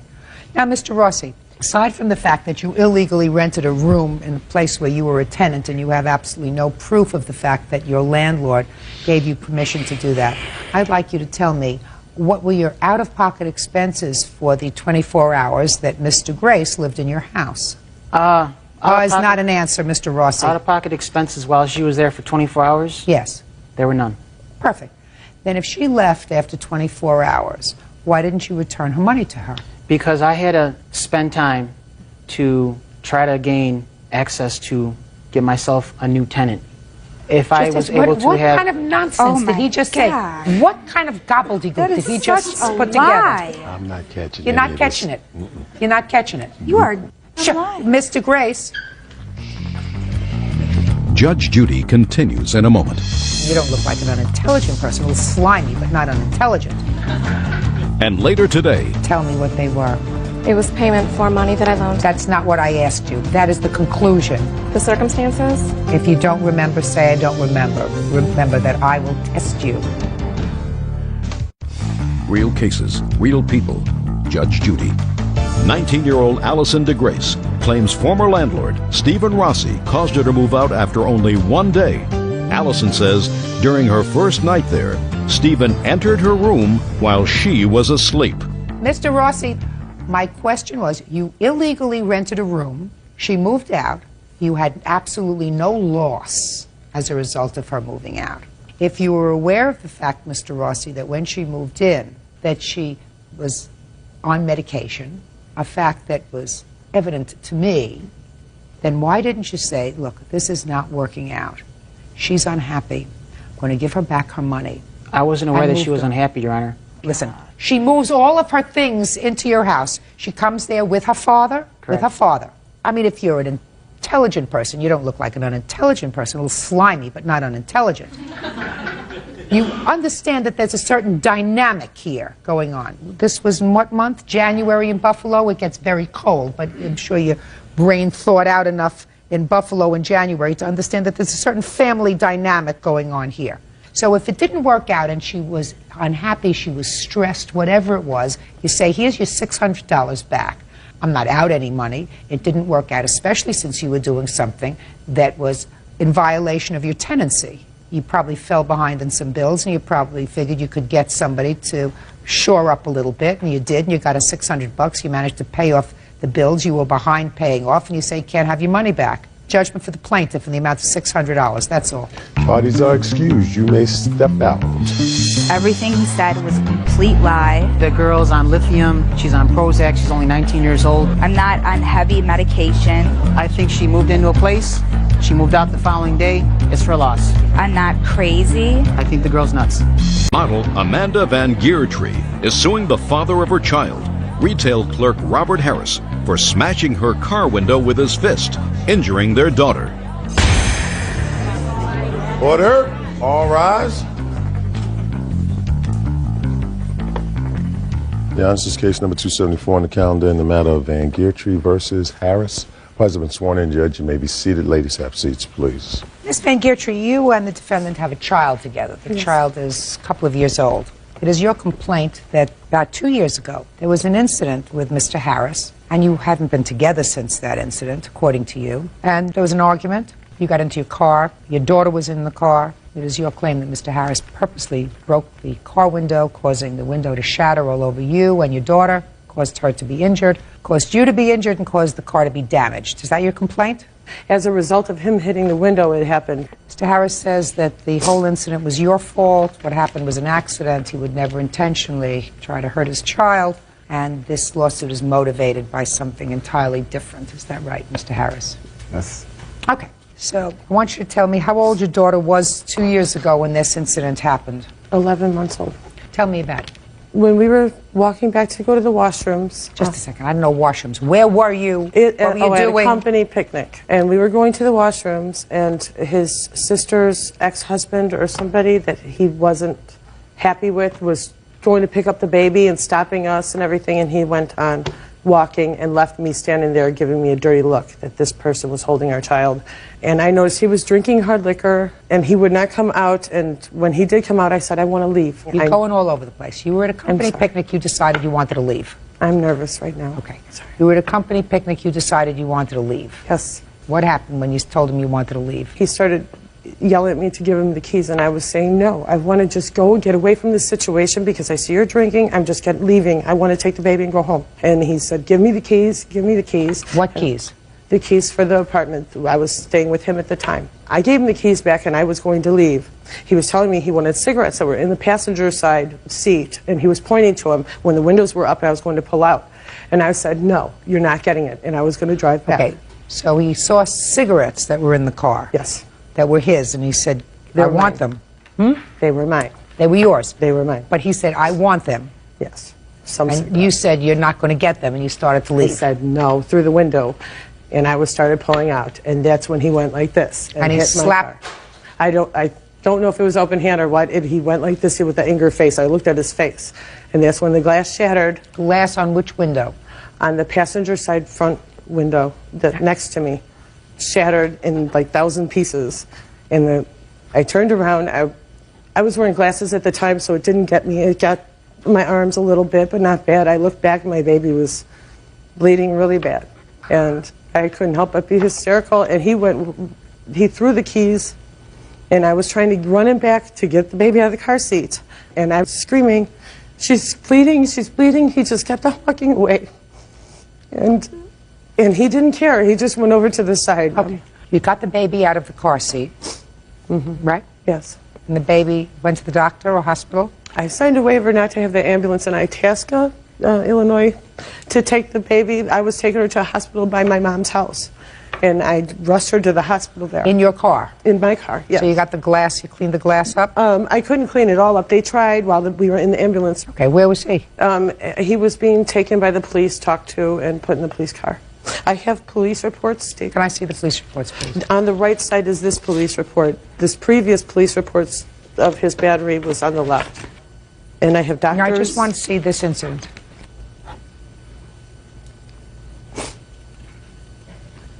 Okay, when your daughter was ultimately taken to the emergency room, she needed some stitches according to your complaint. Is that right? Yes. Can I have see? that, please. But, I mean, doctor's records and bills. The bills are in the front, and the old papers, the doctor's forms at that time are in there from the stitches being put in and removed. Okay. Did you pay these bills? No, I wanted him to be responsible for them. Did you pay the bills? No, The answer is no. Do you have any insurance? No, I don't. Okay, Mr. Harris. I'll hear you, sir. All right. On July 7th, my mother had a company picnic, and I was with Amanda, and we went, and I saw my sister, and we said hello to my mother and everyone as they was playing bingo. I told Amanda I had to go to the washroom, and she wanted to come with me, and I had, of course, my daughter, okay? And I met with my sister and her brother-in-law as we was going towards the washroom, and Tommy saw my little daughter, and he went to grab her, and they was talking. So I said I had to use the washroom. I don't want to stay and wait, and you know that was my brother-in-law. I don't have nothing against my brother-in-law to watch my daughter, or to be with my daughter while I go use the washroom. She stayed over there arguing with them, saying that she wanted to leave. Right, she wanted to go to the washroom. She wanted to go to the washroom too. That's what I'm saying. So I had to go. I wasn't going to wait for her. I left and went to the men's room. All of a sudden, I come out of the washroom, and she said, "Why you didn't be out here?" You know, yelling this. I want to go home. You son of a goo. You know what I'm saying? All type of curse words. So I'm like, I went in there with my nephew. I could see if I was in there with another girl, you acting like this. You know, then she's like, I'm ready to go, I'm ready to go. So we was walking out to her car, and I told her to hand me my house keys. Because I feel like I don't want her going in my house, because she went in my house on one incident and took some stuff out of there that, you know what I'm saying? So I like, no, give me my house keys. She didn't want to do that, so eventually she gave the keys. And as I went around, I seen my cigarettes on my side, where I was pointed at my cigarettes on the passenger side. And I said, man, I want my cigarettes. She said, no. And I said, man, give me my cigarettes. She said, no, you son of a, you know, once again. And she put the car in reverse, and I seen her feet was about to step on the paddle. So I jumped back. And when I jumped back, I had a bracelet on it, and that hit the window. It hit a metal piece on it, and I guess it hit the center of the window, and it broke the glass. I was in shock. And at the time, I didn't know my daughter was bleeding until I walked around, and my sister said, Bobby, your daughter bleeding. I said, what? Okay, I got it. Do you visit with your daughter, sir? Yes, I get her every other weekend. And it was supposed to be during the summer. Right now, I'm going for full custody of my daughter. Why is that? Amanda has a serious drug problem, and she even tried to commit suicide just over a year ago by trying to OD. And actually, she's very unstable for the time that I've known her. She always have excuses of why she can't get things done. She have a drug right now. problem? No. That drug problem, Your Honor, left my daughter in DCF care about 5 or 6 several times. And every time. Your daughter ever been in foster care? No. Because Ever of been my, out of your custody? No. Yes, she had. When she tried to kill herself, I got custody of my daughter. For a couple weeks. That was like for a whole month almost. This happened in 2001 in February, so I had it like almost up until the end of March. And I took full responsibility. She swears to God that I have a drinking problem, but when I took full responsibility of my daughter, there was no drinking. I was picking her up and taking her, dropping her off to the babysitter, making her work on time, doing a responsible thing. Did you plead guilty, sir, to disorderly conduct? Yes, I was acting in a manner of, anger. I was like yelling and stuff like that. You were? That's the only thing I played, but I didn't plead on all the other charges was dropped. Yeah, I don't think you intentionally hurt your daughter, sir. No, I did not. I don't think you intentionally hurt her at all. Neither does she think you intentionally hurt her. Nor did I try to break that window, neither. I don't know whether you tried to hurt the window, but you hurt the window, right? Right, it happens. Right? Yeah. Judge Judy continues in a moment. And later today. Well, you mean he was selling drugs or using them? Well, I saw there was money on her bed, and it was a large sum of money, so I knew he was dealing with it. So then both of you smelled it and he was selling it, right? Smell and sell. Yes. Real cases, real people. Judge Judy. Amanda Van Geertree says ex-boyfriend Robert Harris smashed her car window with his fist, injuring their daughter inside. Robert says it was a freak accident. You've been arrested before for domestic violence? Yes, Problem is not an answer. Yes, I have. How many times? Once. Well, twice concerning this window being broke. Your Honor, I have a picture of my daughter, the scar on her head. I'm sure Mr. Harris knows that there's a scar on your daughter's face. He didn't mean to hurt her. You don't think he meant to hurt her? No, right? but it is a result of his actions. And it's a result of I his shouldn't bad have temper. to pay for his actions. You shouldn't have to pay for the medical bills that resulted from his actions. Isn't that right, sir? Well, I feel like, no. You feel like what? Of course not. Of course she shouldn't have to pay for the medical bills that are as a result of your actions. Well, as I was telling you, when she put the car in reverse, she was about to, she stormed out, backing up. I had to jump back. That's what caused the window broke. I didn't go up to the window and hit the window at all. Listen to me. The car didn't hit your arm. Your arm hit the car. Okay. Do you understand? Yes. It was all a freak accident. I guess you're right, then I should be responsible for paying it, Okay. I want to tell you something, Mr. Harris. You may be 100% right that you are the more appropriate custodian. You've got a hurdle to overcome, and that is these prior police reports. I'm sure that the judge who's handling the custody case will look at that and balance it with whatever problems you have and make a decision. I just wanted to say, when she's talking about the medical bills and all that stuff, I'm reliable for that. I understand that. Yeah. But what I'm trying to get the court to understand, that I'm not out there just angry and just doing crazy stuff. I don't think you're angry and doing crazy stuff. I think you lost your temper. Yeah. Your Honor. I think you lost your temper, and that's what happens when you lose your temper. You're responsible for what happens as a result of that. But Your Honor, what about the 2 years, and what about the pain and suffering for Olivia, having to go for stitches and me having to hold her down and just what about that? 2 years having to go to court. What about that? Because missing work because of him. You break. Thank you. He's the father, just like you're the mother.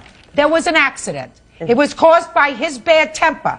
You don't bring the father to court because, let's say she was riding a bicycle. He was teaching her how to ride a bicycle, and he wasn't careful.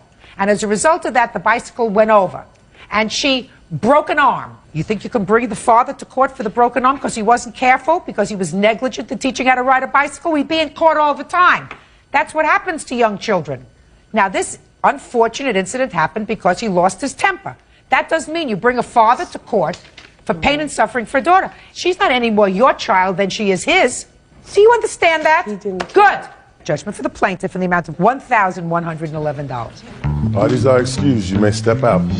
I guess now, by hearing Judge Judy ruling, I am kind of responsible for it. I believe that this judgment was wrong. I think I should have gotten more. I got a little daughter by, a lady that's not stable, has a drug problem. He didn't care. He walked away when she was covered in blood. And right just before the show, she called me talking about she hoped that we can come out here and get things back together. And now she want to come here and cry, make me look like an angry person. He just wants to hurt me some more.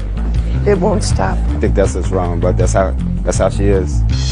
And now the next case. All parties in the matter of Michael versus White. Step forward, please. 19-year-old student Anna Michael is suing her former roommate, 20-year-old receptionist Bridget White, for the return of a computer. Bridget is countersuing, claiming Anna broke their apartment lease.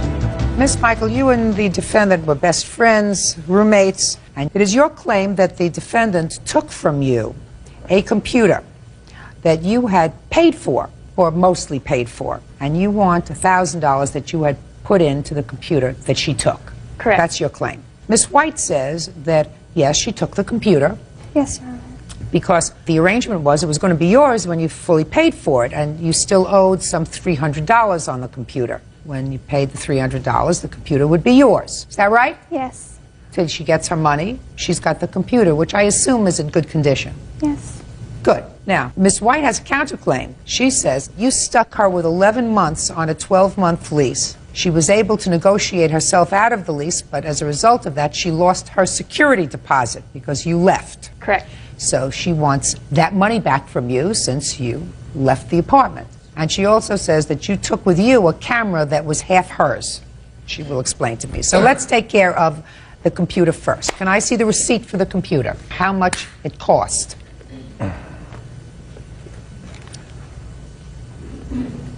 Total purchase, $1,314. You paid $1,000. Correct. So you owe her $314.38. Correct. Correct? So you're going to give her that and she's going to give you back the computer. I've tried. Do you understand? Yes. 5 days from today's date, we will make a transfer. You will get your $314.38. She will get her computer. Is that clear? Yes. Correct. Oh, you're not going to get much more out of her. Correct. Correct. Good. Real cases, real people. Judge Judy. Anna Michael says former roommate Bridget White owes for the return of her computer. Now, let's talk about this lease. How much was your security deposit? The total security deposit was $400. I paid $266.66, and she paid $133.37. Is that correct? Correct. Perfect. Now, tell me why you left. I left because it was an unsafe environment for me. Explain it. Her boyfriend was living with us. He occupied the second room.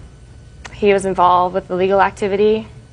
I did not want to live that kind of lifestyle anymore. I didn't want to put myself in that position or environment, so I left. Well, you mean he was selling drugs or using them? Selling them, yes. I could smell the marijuana in the room. Using them, I have no proof. Yes, you could smell the Maybe it's the other way around. I think you meant to switch that around. Oh. That Well, he- like, there was...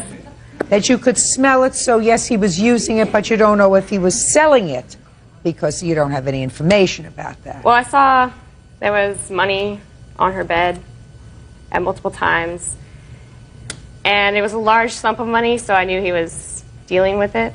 So then both of you smelled it and he was selling it, right? Smell and sell. Yes. Now, Ms. Michael, you said you didn't want to be involved in that lifestyle anymore. Had you been involved in that lifestyle previously? No, ma'am. So you misspoke when you said you didn't Yes, want to I be did involved. Misspeak. Misspeak. I say you misspoke, you say yes. Did you speak? Correct. Love this case. So did you have an argument? She told you she moved out? She never gave me a reason. I came home at lunch, and she was gone. Really? Mm-hmm. She called me that Friday morning at work and said, "I'm leaving." Okay. Now, the lease was in whose name? Hers, mine, and 2 other girls. What about your boyfriend? He wasn't living there. Was he staying over? He actually stayed for 3 days. That was a couple weeks before that. Why 3 did you days. leave? I left because of her boyfriend. Then why didn't you say to her, if your boyfriend comes to stay here and is going to be involved in drugs, I'm going to have to leave? Instead of just saying, I'm leaving, I'm out of here. Well, it wasn't that easy. Well, explain it to me. We had a roommate, and she left on the 11th of July. And so in order to compensate for that month's rent, Bridget brought in her boyfriend, which I interpreted and was led to believe that he would pay for the rest of the money of that month. So he was living there. I did not know that he was going to be involved with legal behavior inside our room. I did not know that. So I told her I would no longer live with him, and I would not live with him through her. And because of that, I left. All right, now talk to me about the camera. For our birthdays, which are a week apart, her sister, who is a good friend of mine, bought us both a camera, and it was to both of us, and when she left, she took it with her. So you think her sister bought you a present? No, it was for both of us. She bought us more than just the camera for our birthdays. Her sister was a good somebody had friend to of take mine. the camera. Huh? What's huh? Somebody had to take the camera. Yes. She actually took it. She didn't discuss anything with me, so I just said, that's fine if you'd like it. You can pay me for half the value. She's not going to pay you anything for the camera that her sister bought for her birthday. This is the way we're going to resolve this, ladies. And listen very carefully. You would ordinarily have to pay her, in order to get your computer back, $314. Do you understand? Correct. That means you pay her $314. You also owe her $266. Do you understand? She shouldn't be responsible for your skipping out. You should have made proper arrangements. When you move in to a place, you're supposed to make arrangements if you want to move out, not just to say toodaloo and the people who were there are stuck. She lost her security deposit. So did I. So? What does that make? I don't. So you lost your security deposit, but you caused her to lose hers also. But she signed off on a transfer lease. So? I couldn't live there anymore. I don't know where you went. Where did you go? I was homeless for a month, for a week. Where did you sleep? On the floor with in my friend's room. That's not being homeless. That's being young. Listen to me. On your counterclaim, I'm awarding you $588. That is $314 for the computer and $266 for the money that you were out as a result of this aborted lease. You will get your computer back. Clear? Clear. Good. And now the next case. All parties in the matter of Culp versus Deason. Step forward, please. Jeffrey Culp and his wife Nancy are suing Nancy's daughter, 23-year-old telemarketer Christy Deason, for the cost to bail her out of jail and for an unpaid loan to get back on her feet. Mr. and Mrs. Culp, this is your daughter. Is that right? My stepdaughter.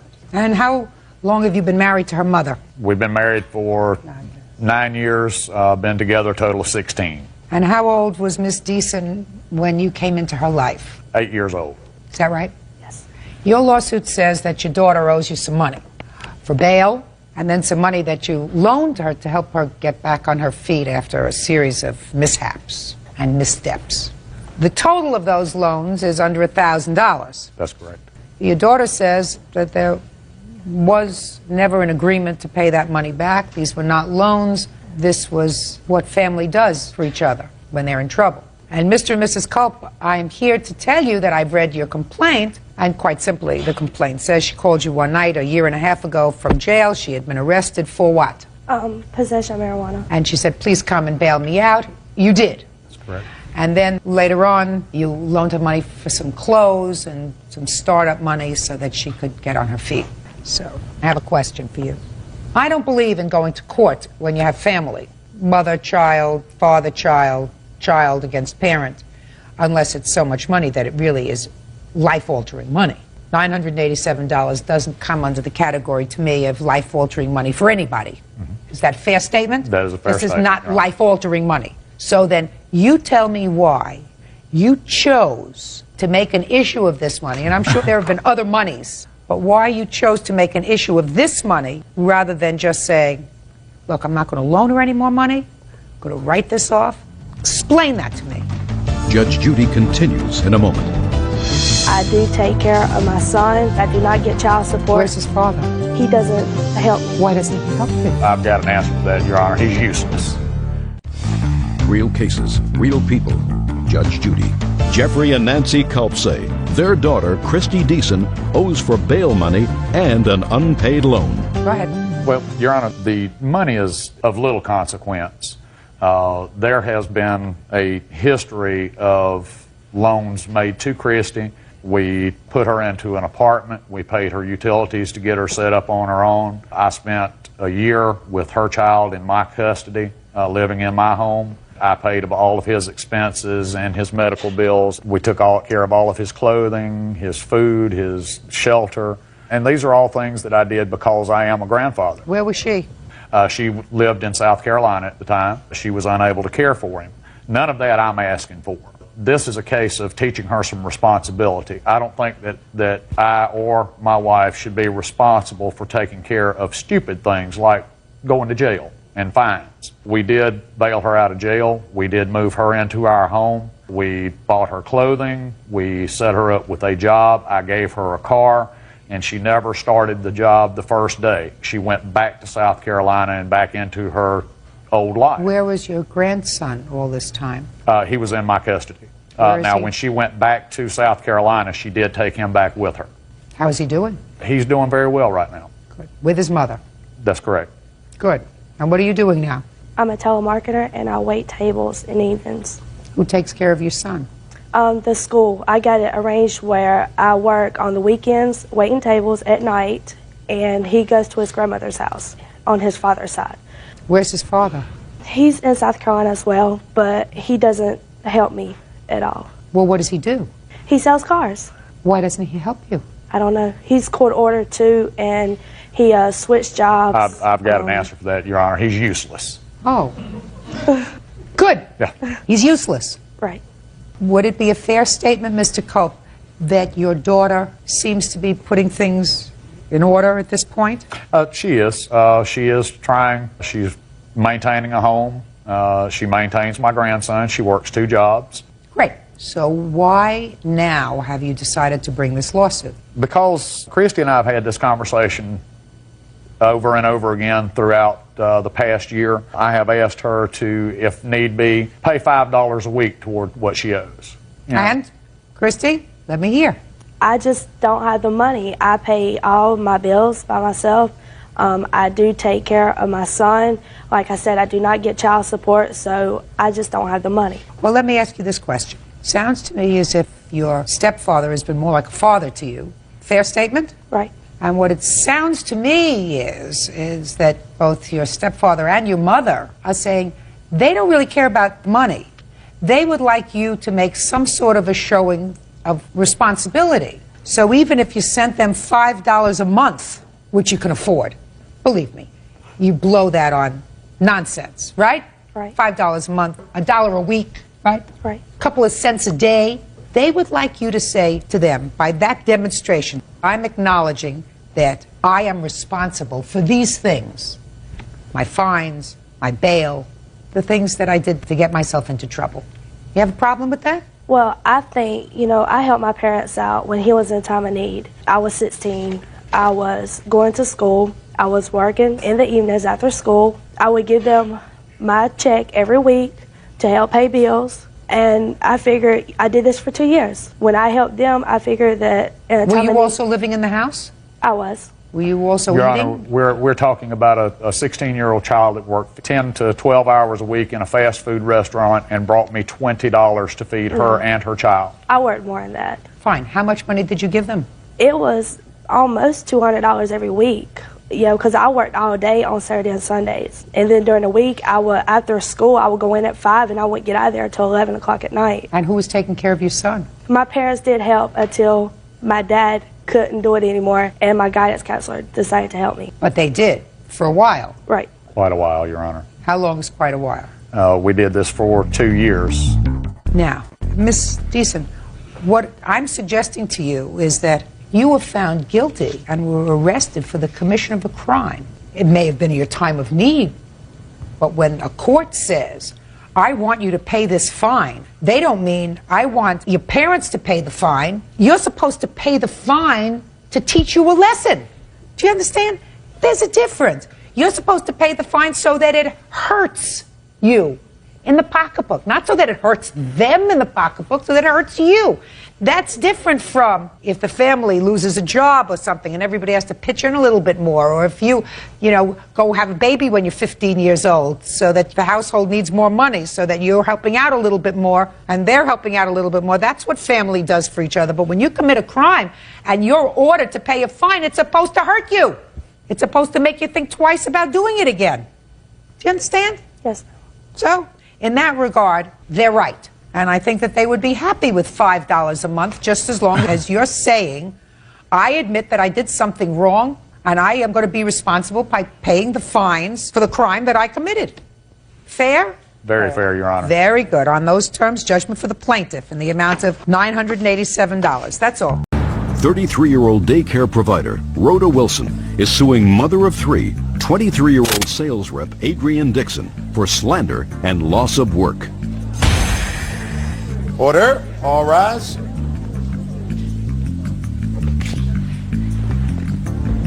Yeah, this is case number 93 on the calendar in the matter of Wilson versus Dixon. Parties have been sworn in, Judge. You may be seated. Young lady, have a seat, please. Miss Wilson, there was a time that you provided daycare for the defendant's three children. According to your complaint, as a result of some scandalous and slanderous remarks that the defendant made, you lost income. Yes, sir. Yes, ma'am. And you want her to compensate you for that. Yes, ma'am. This is your oldest daughter? Yes. And you have two little Yes. ones, toddlers. Yes. How many days a week did you take care Sunday of? through Thursday. From what time to what time? From 6:30 to 3 o'clock. You were going to work, I assume. Yes. Yes, ma'am. Do you have children of your own? Yes, ma'am. How old are they? 11 and 4.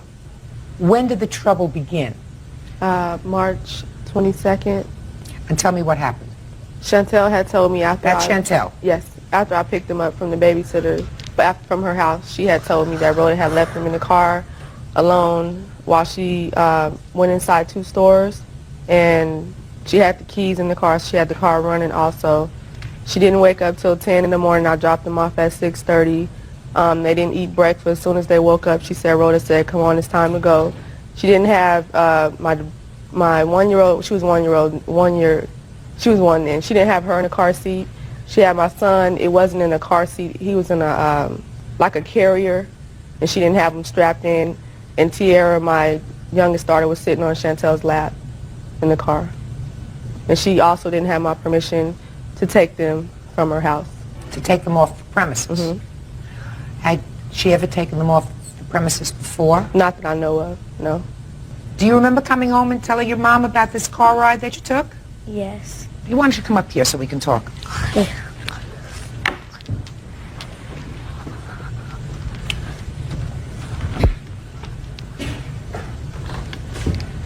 Tell me your name again. Chantel. And you're 9? Yes. What grade are you in school? 4th. I'm going to 4th. You do well in school? Yes. Good. Tell me what you told her. I told her that we woke up until 10 and we didn't... What do you mean you woke up until 10? I mean, Miss Rhoda woke up until 10 and well, she didn't get up until 10. Who took care of you from 6:30 to 10? Nobody. She just kept waking up and then checking on us. Where were the babies? Sleep. And somewhere I woke up, my sister was woke. So you told your mom about this business in the car. Were you strapped in a car in your seatbelt? No. And what about your brother? No. And your little sister? No, she was sitting on my lap. How old is your little sister? 1. Now she's 2. But at that time she was 1-year-old. Yes. Now when you say she was sitting on your lap, were you sitting in the front of the car or in the back of the car? Back. And was she sitting on your lap when the car was moving? Yes. Have a seat over there with your mom. Yeah. Okay. So after your daughter told you about this, what did you do? I was mad, and the next day I went over there to get my son's pacifier from Rhoda. And what happened? She asked me how come I hadn't brought them, and I told her why, and we were arguing. So the next day you didn't bring your children back? No. Did you file any report? With the police and with the Gary County Health Department. And when did you do that? The health department, I did that the next day. The police, I think I did that about, I'd say 5 to 7 days after I had filed it with the health department. Can you tell me why you, after you notified the health department, which I assume licenses you, is that right? Yes, ma'am. Why you notified the police? Because they didn't contact me back right away. I wanted to make sure that something would be done about it. How many other children were in your care at the time you were taking care of Miss Dixon's children? 14. 14 children? Yes, I did 18 hours straight, 7 days a week. 14 children? Oh, I'm sorry. You're saying the same time. I'm sorry. It was my 4-year-old, my 11-year-old, the 13-year-old, and his brother David, which is 6 years old. And her 3 children? And her 3 children. It's a lot of children to take care of. Okay, now is it that complaint to the health department and to the police department that you are complaining of today? No, my complaint is, Your Honor, is the slander. She made a police report saying that I left her kids in the car by themselves and went shopping in Walmart. That's the complaint, Your Honor. Yes. That's the slander, and that's the slander that she spread it all over Junction City, stating that I left her kids in the car and went shopping in Walmart, and how she got my contract taken away from the state. She was bragging about that.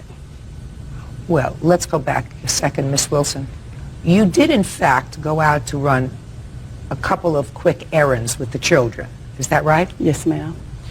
And are you supposed to take the children off premises in a car when you're taking care of them?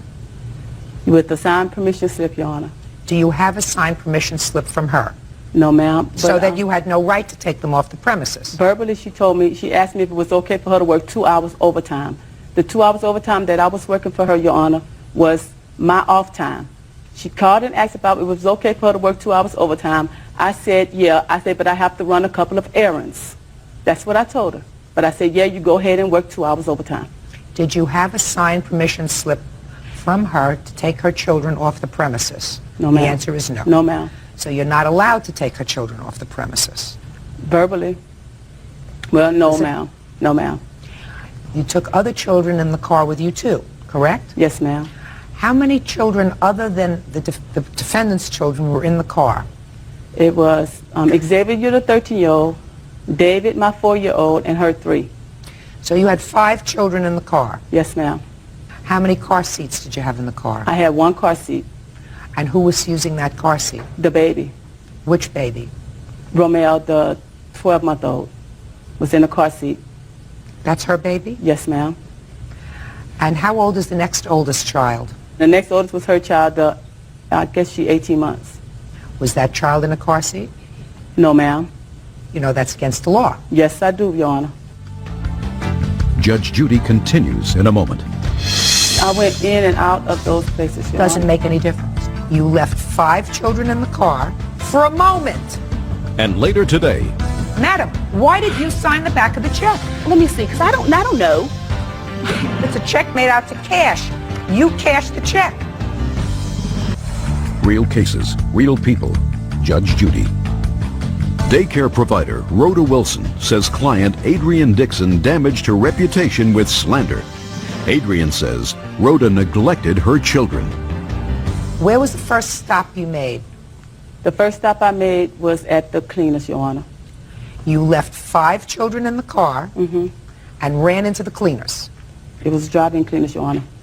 My car was right there by the door. You left the children in the car for a moment. With the 13-year-old. For a moment. Yes, ma'am. Now, where was the second place that you went? The Quick Sack. What is that? That's a convenience store.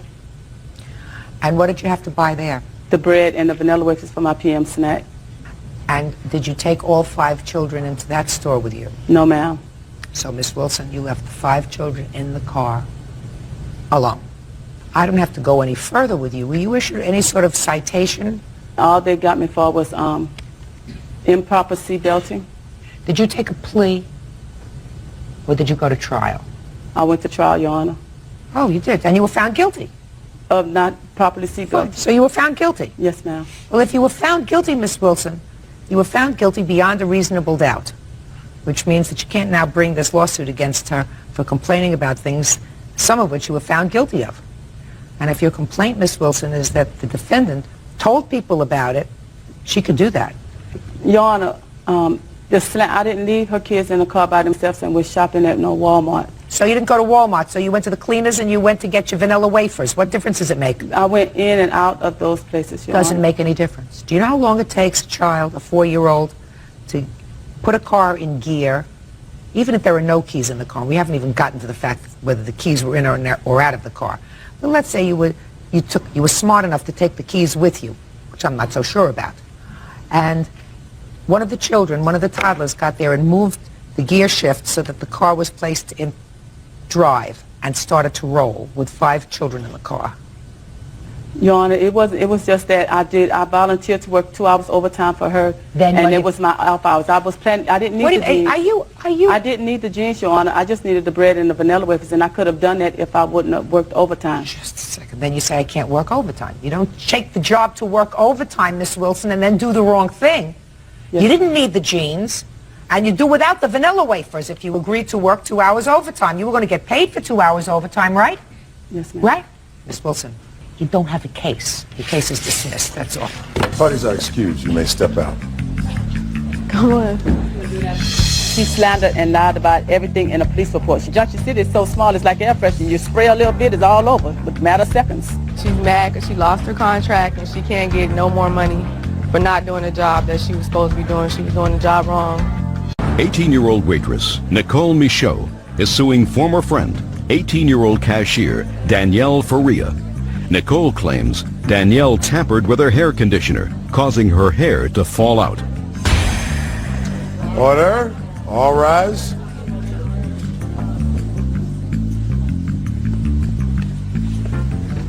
Yeah, this is case number 236 on the calendar in the matter of Michaud versus Faria. Parties have been sworn in, Judge. You may be seated. Ma'am, have a seat. Miss Michaud, according to your complaint, you and the defendant had at one time been friends, and then there was some sort of a tiff over a boy. But there came a time when you were sort of having a girls' beauty day. You were at a friend's house. The defendant was there. Everybody decided to color their hair. According to you, the defendant applied a hair dye on your hair. Is that right? That's correct. And then you stayed home, and she and some of the other girls went out to get some other products. They were gone for a couple of hours. You rinsed out the hair dye. Everything was fine. They came back. The defendant put a conditioner on your hair, and then all your hair fell out. Right? Correct. So you are convinced that she put something in this conditioner that caused your hair to fall out? Yes. What kind of hair product did you use? Was it a product that you had used before? The Yes. dye? The dye was the exact same dye as I had used 3 months prior to this. The same one? The same color, the same everything. Okay, and how long did you leave it on? 45 minutes, like it said on the box. And you rinsed it out? And I rinsed it out. And then you just sat around the house and waited for them to come back? Well, I was watching her daughter. They stopped at McDonald's or something, I don't know. I was watching her daughter, and I was just rinsed the conditioner, well, the dye out of my hair, and waited for them to get back. And what happened when they got back? She came, and she had 2 little travel-sized bottles of conditioner. She gave one to Karen and one to me. She asked Karen to put it on her hair, and she told us to put it on her hair for as long as we could stand it. Now, I'm not sure what that meant, but once we put the conditioner on her hair... Well, did you look at the travel-sized bottle of conditioner? Yes. It was the exact same. I've used that conditioner before. It was the exact same kind as she was using. Right. And did you open it yourself? No. Who opened it? Danielle. Were you there when she opened it? Yeah, I was there when she opened it. And you had used that conditioner previously and nothing had happened? Correct. And you put it on your hair and what happened? I let it sit for a little while and then it started to burn. And Karen went into the bathroom to rinse that conditioner because she had it on her hair too. Step up here, please. You're Karen? Yes. Karen, when you put the conditioner on your hair, did it burn too? No. It didn't burn at all? Nope. Had you ever used that conditioner before? No. But you went to rinse yours out. Yes. Why? Because she said her head started to burn, so I was scared that it might have a reaction with my head, so I went to rinse my hair out, and I rinsed it out, and it was just conditioned. What happened when you went to rinse yours out? Well, I went into the bathroom to rinse it out, and I put my head under the drain. I was standing in the bathtub, and I looked down at my hands, and there was hair in my hands, but I thought it was just because I had dyed it, and maybe someone died, right? But then I came to the conclusion that when I dyed my hair, it was fine. When I rinsed the hair dye out, it was fine. All of a sudden, it started coming out in clumps, like the whole bathtub, the whole bathroom was covered in hair. My hands were full of hair. How long was your hair? Short, but... Okay. It didn't come out at the root. It came down to like a little stubble. And for 3 days, it just kept coming out more and more. Every time I washed it, every time I brushed it, it just kept falling out and falling out and falling out. Until I had a burnt spot in my head that would stretch about that far. Did you take the bottle of conditioner? No. Why not? Because the garbage had gotten emptied out with the bottle of conditioner in it right after it happened. Well, wouldn't it have been wise to save that bottle? Once you Would saw have been- all your hair falling out in the drain. It crossed it did cross my mind, and I went to look in the garbage, but it had been emptied already. Who emptied it? Karen. Where did she put it? Oh, I'd emptied the garbage can because we had dyed our hair and used the same garbage can. So I have a 3-month-old downstairs, so there's like all the chemical stuff in one garbage can. So after we had put our conditioner out and it started to smell, I took it out, tied it up in a bag, and put it in the garage outside. Okay, so there was no reason why you couldn't go get that vial from the garage outside, right? Right. Well, why didn't you think about doing that? Because I wasn't really convinced yet that she had done it. Like, I was suspicious, but I wasn't really convinced that she had done it. Okay, so now you're having a reaction and your hair is coming out in clumps as you're rinsing it out. And you're not convinced that she did it. What convinced you, according to you, that she had done it? Well, once I stopped to think about it, she's cut my hair before, and it looked not so great. And she went to Karen and to my boyfriend Brian and said, well, I cut her hair like that so she'd look stupid so Brian wouldn't want her. And not only that, but a friend of ours was sleeping on the couch one night, and she said she was envious of her hair. Just a minute. Is this something that you heard or that somebody told you? Well, she said it to her. What did she say? She said that Nicole asked her to cut her hair, and she cut her hair, and she said that she purposely messed it up because Brian told her to do it, to make her look ugly. Now, did you go to the store with her? Yes, I did. And how many other people went to the store with her? It was me, Danielle, and Jamie, who is a friend of ours. He was at the house that night. What store did you go to? We went to Walmart. Were you all together? Yes. Were you all together when the conditioner was purchased? No. Me and Jamie took some of the stuff that she wanted to buy. She said she wanted a phone card for her phone. So we went to the electronics section to get her phone card while she was purchasing everything else she had bought that day. Who carried the bag with the conditioner and all the other stuff? Danielle. Now, when you got back, who took out the conditioner bottles from the bag? Danielle. Did they look exactly the same? Yes. Was there any indication that either one had been tampered with? No. Did you see both bottles? Yes. They were both the exact same bottles? Yes. Travel size conditioners. Same kind, everything. So when they were taken out of the bag, do you remember this when she took them out of the bag? No, I wasn't there when she took them out of the bag. Like, we had everything set up in the bathroom, but the problem was I have a 3-month-old, so we couldn't all just be in the bathroom at the same time. So she went downstairs first, and I went downstairs. Jamie was already downstairs, and Nicole was already downstairs because she was there. We had just gotten back. I went into the bathroom. The bottles were already out of the bag. They were on the counter. She grabbed one. She said, here, you got to put this on your hair. You got to put it on your hair dry, like instead of having the water in it. So I'm like, okay. So I put it on my hair. No big deal. Just left it in my hair. How many other items were purchased that day? There was the 2 bottles of conditioner, a phone, 1 or 2 phone cards for cell phone, a prescription, I don't know what it was though, from the pharmacy. And hair dye, her hair dye. Whose hair dye? Danielle's. You didn't see any purchase of any hair remover or anything else, did you? No, I just know what she said she had to pick up. Judge Judy continues in a moment. Did either of the 2 conditioners smell any differently when you put them on? Not at first, but once we put them on our head, then my hair started to smell like if you were to light someone's hair on fire. And later today, we ended up filing a police report on Amanda Sheppy because she threatened to kill me. Well, did she threaten you before or after you didn't pay the rent? real cases, real people. Judge Judy. Nicole Michaud says Danielle Faria tampered with her hair conditioner, causing her hair to fall out. Danielle denies the charge. Well, Danielle, I have one question for you. Did you dislike her enough to put something in that conditioner that would cause her hair to fall out? No. No, ma'am. What do you think might have caused her hair to fall out? I'm not sure, but as soon as it started happening, I was the one who was on the phone to the hair dye company and to the conditioner. Karen was there when I was on the phone with them. I asked them, I said, this is what's happening, what can we do? Is that true? Yes. They said nothing. They said she must have just had an allergic reaction or something, because on every hair dye, the pamphlet where you get the gloves, says do a 48-hour allergy test. Yeah, but she had already used this hair dye according to her before. True. Okay, but you actually got on the phone. Yes, I did.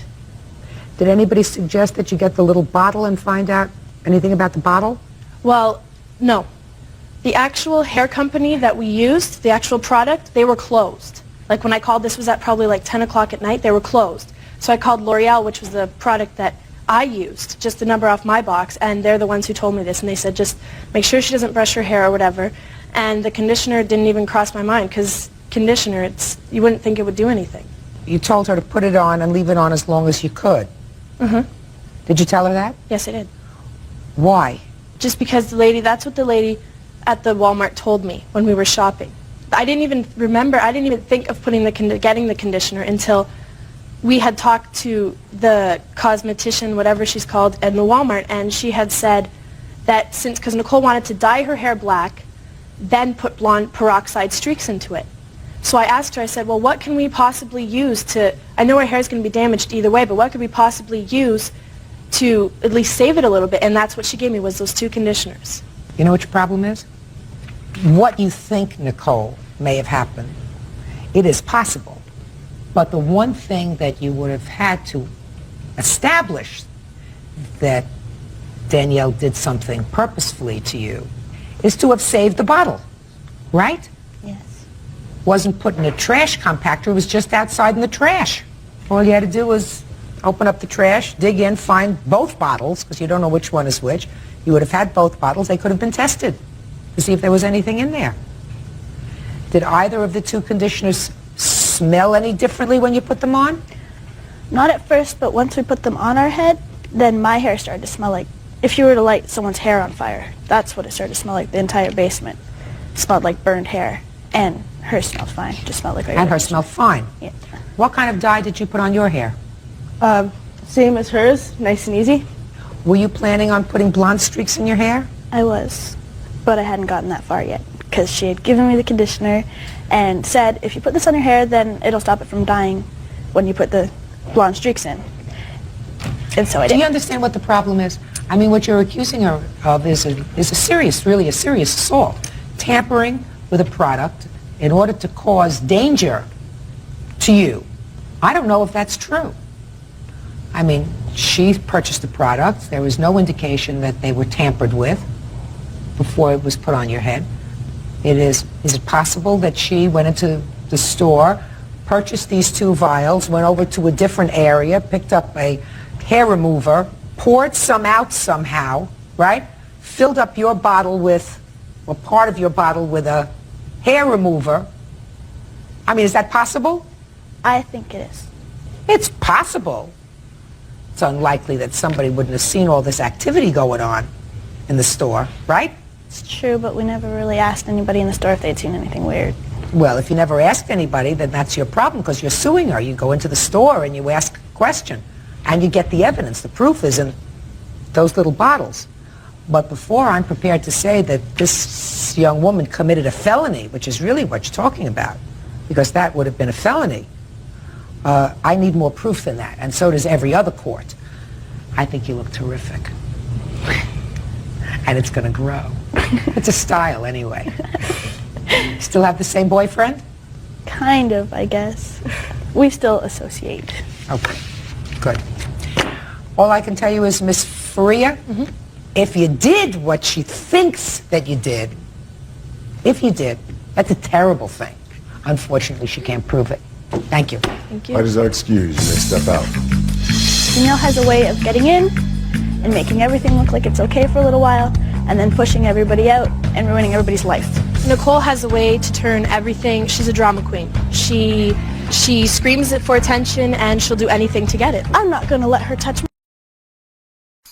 Alex Parker stared at his glowing screen, his fingers hovering over the keyboard. The error message, 404-page not found, mocked him for the 5th time. His coffee had gone cold, his desk was a mess of crumpled notes, and exhaustion weighed on him. This wasn't how he imagined his dream of becoming a web developer. He had left his stable job to pursue freelancing, convinced he could make it on his own. But reality hit harder than he expected. Clients were demanding, competition was fierce, and failures piled up, each one eroding his confidence. His first major project, an e-commerce website, was supposed to be his breakthrough. Instead, it collapsed under the weight of missed deadlines and unresolved bugs. The client's final words still echoed in his mind. "This is unacceptable. I'm hiring someone else." More failures followed. Clients ghosted him, payments never arrived, and his savings dwindled. His fridge was nearly empty. Rent was overdue, and his parents gently suggested he find something stable. Doubt whispered in his ear, "Maybe you're not good enough." One evening, after hours of debugging with no progress, frustration boiled over. He slammed his laptop shut and buried his face in his hands. What's the point? Maybe it was time to quit.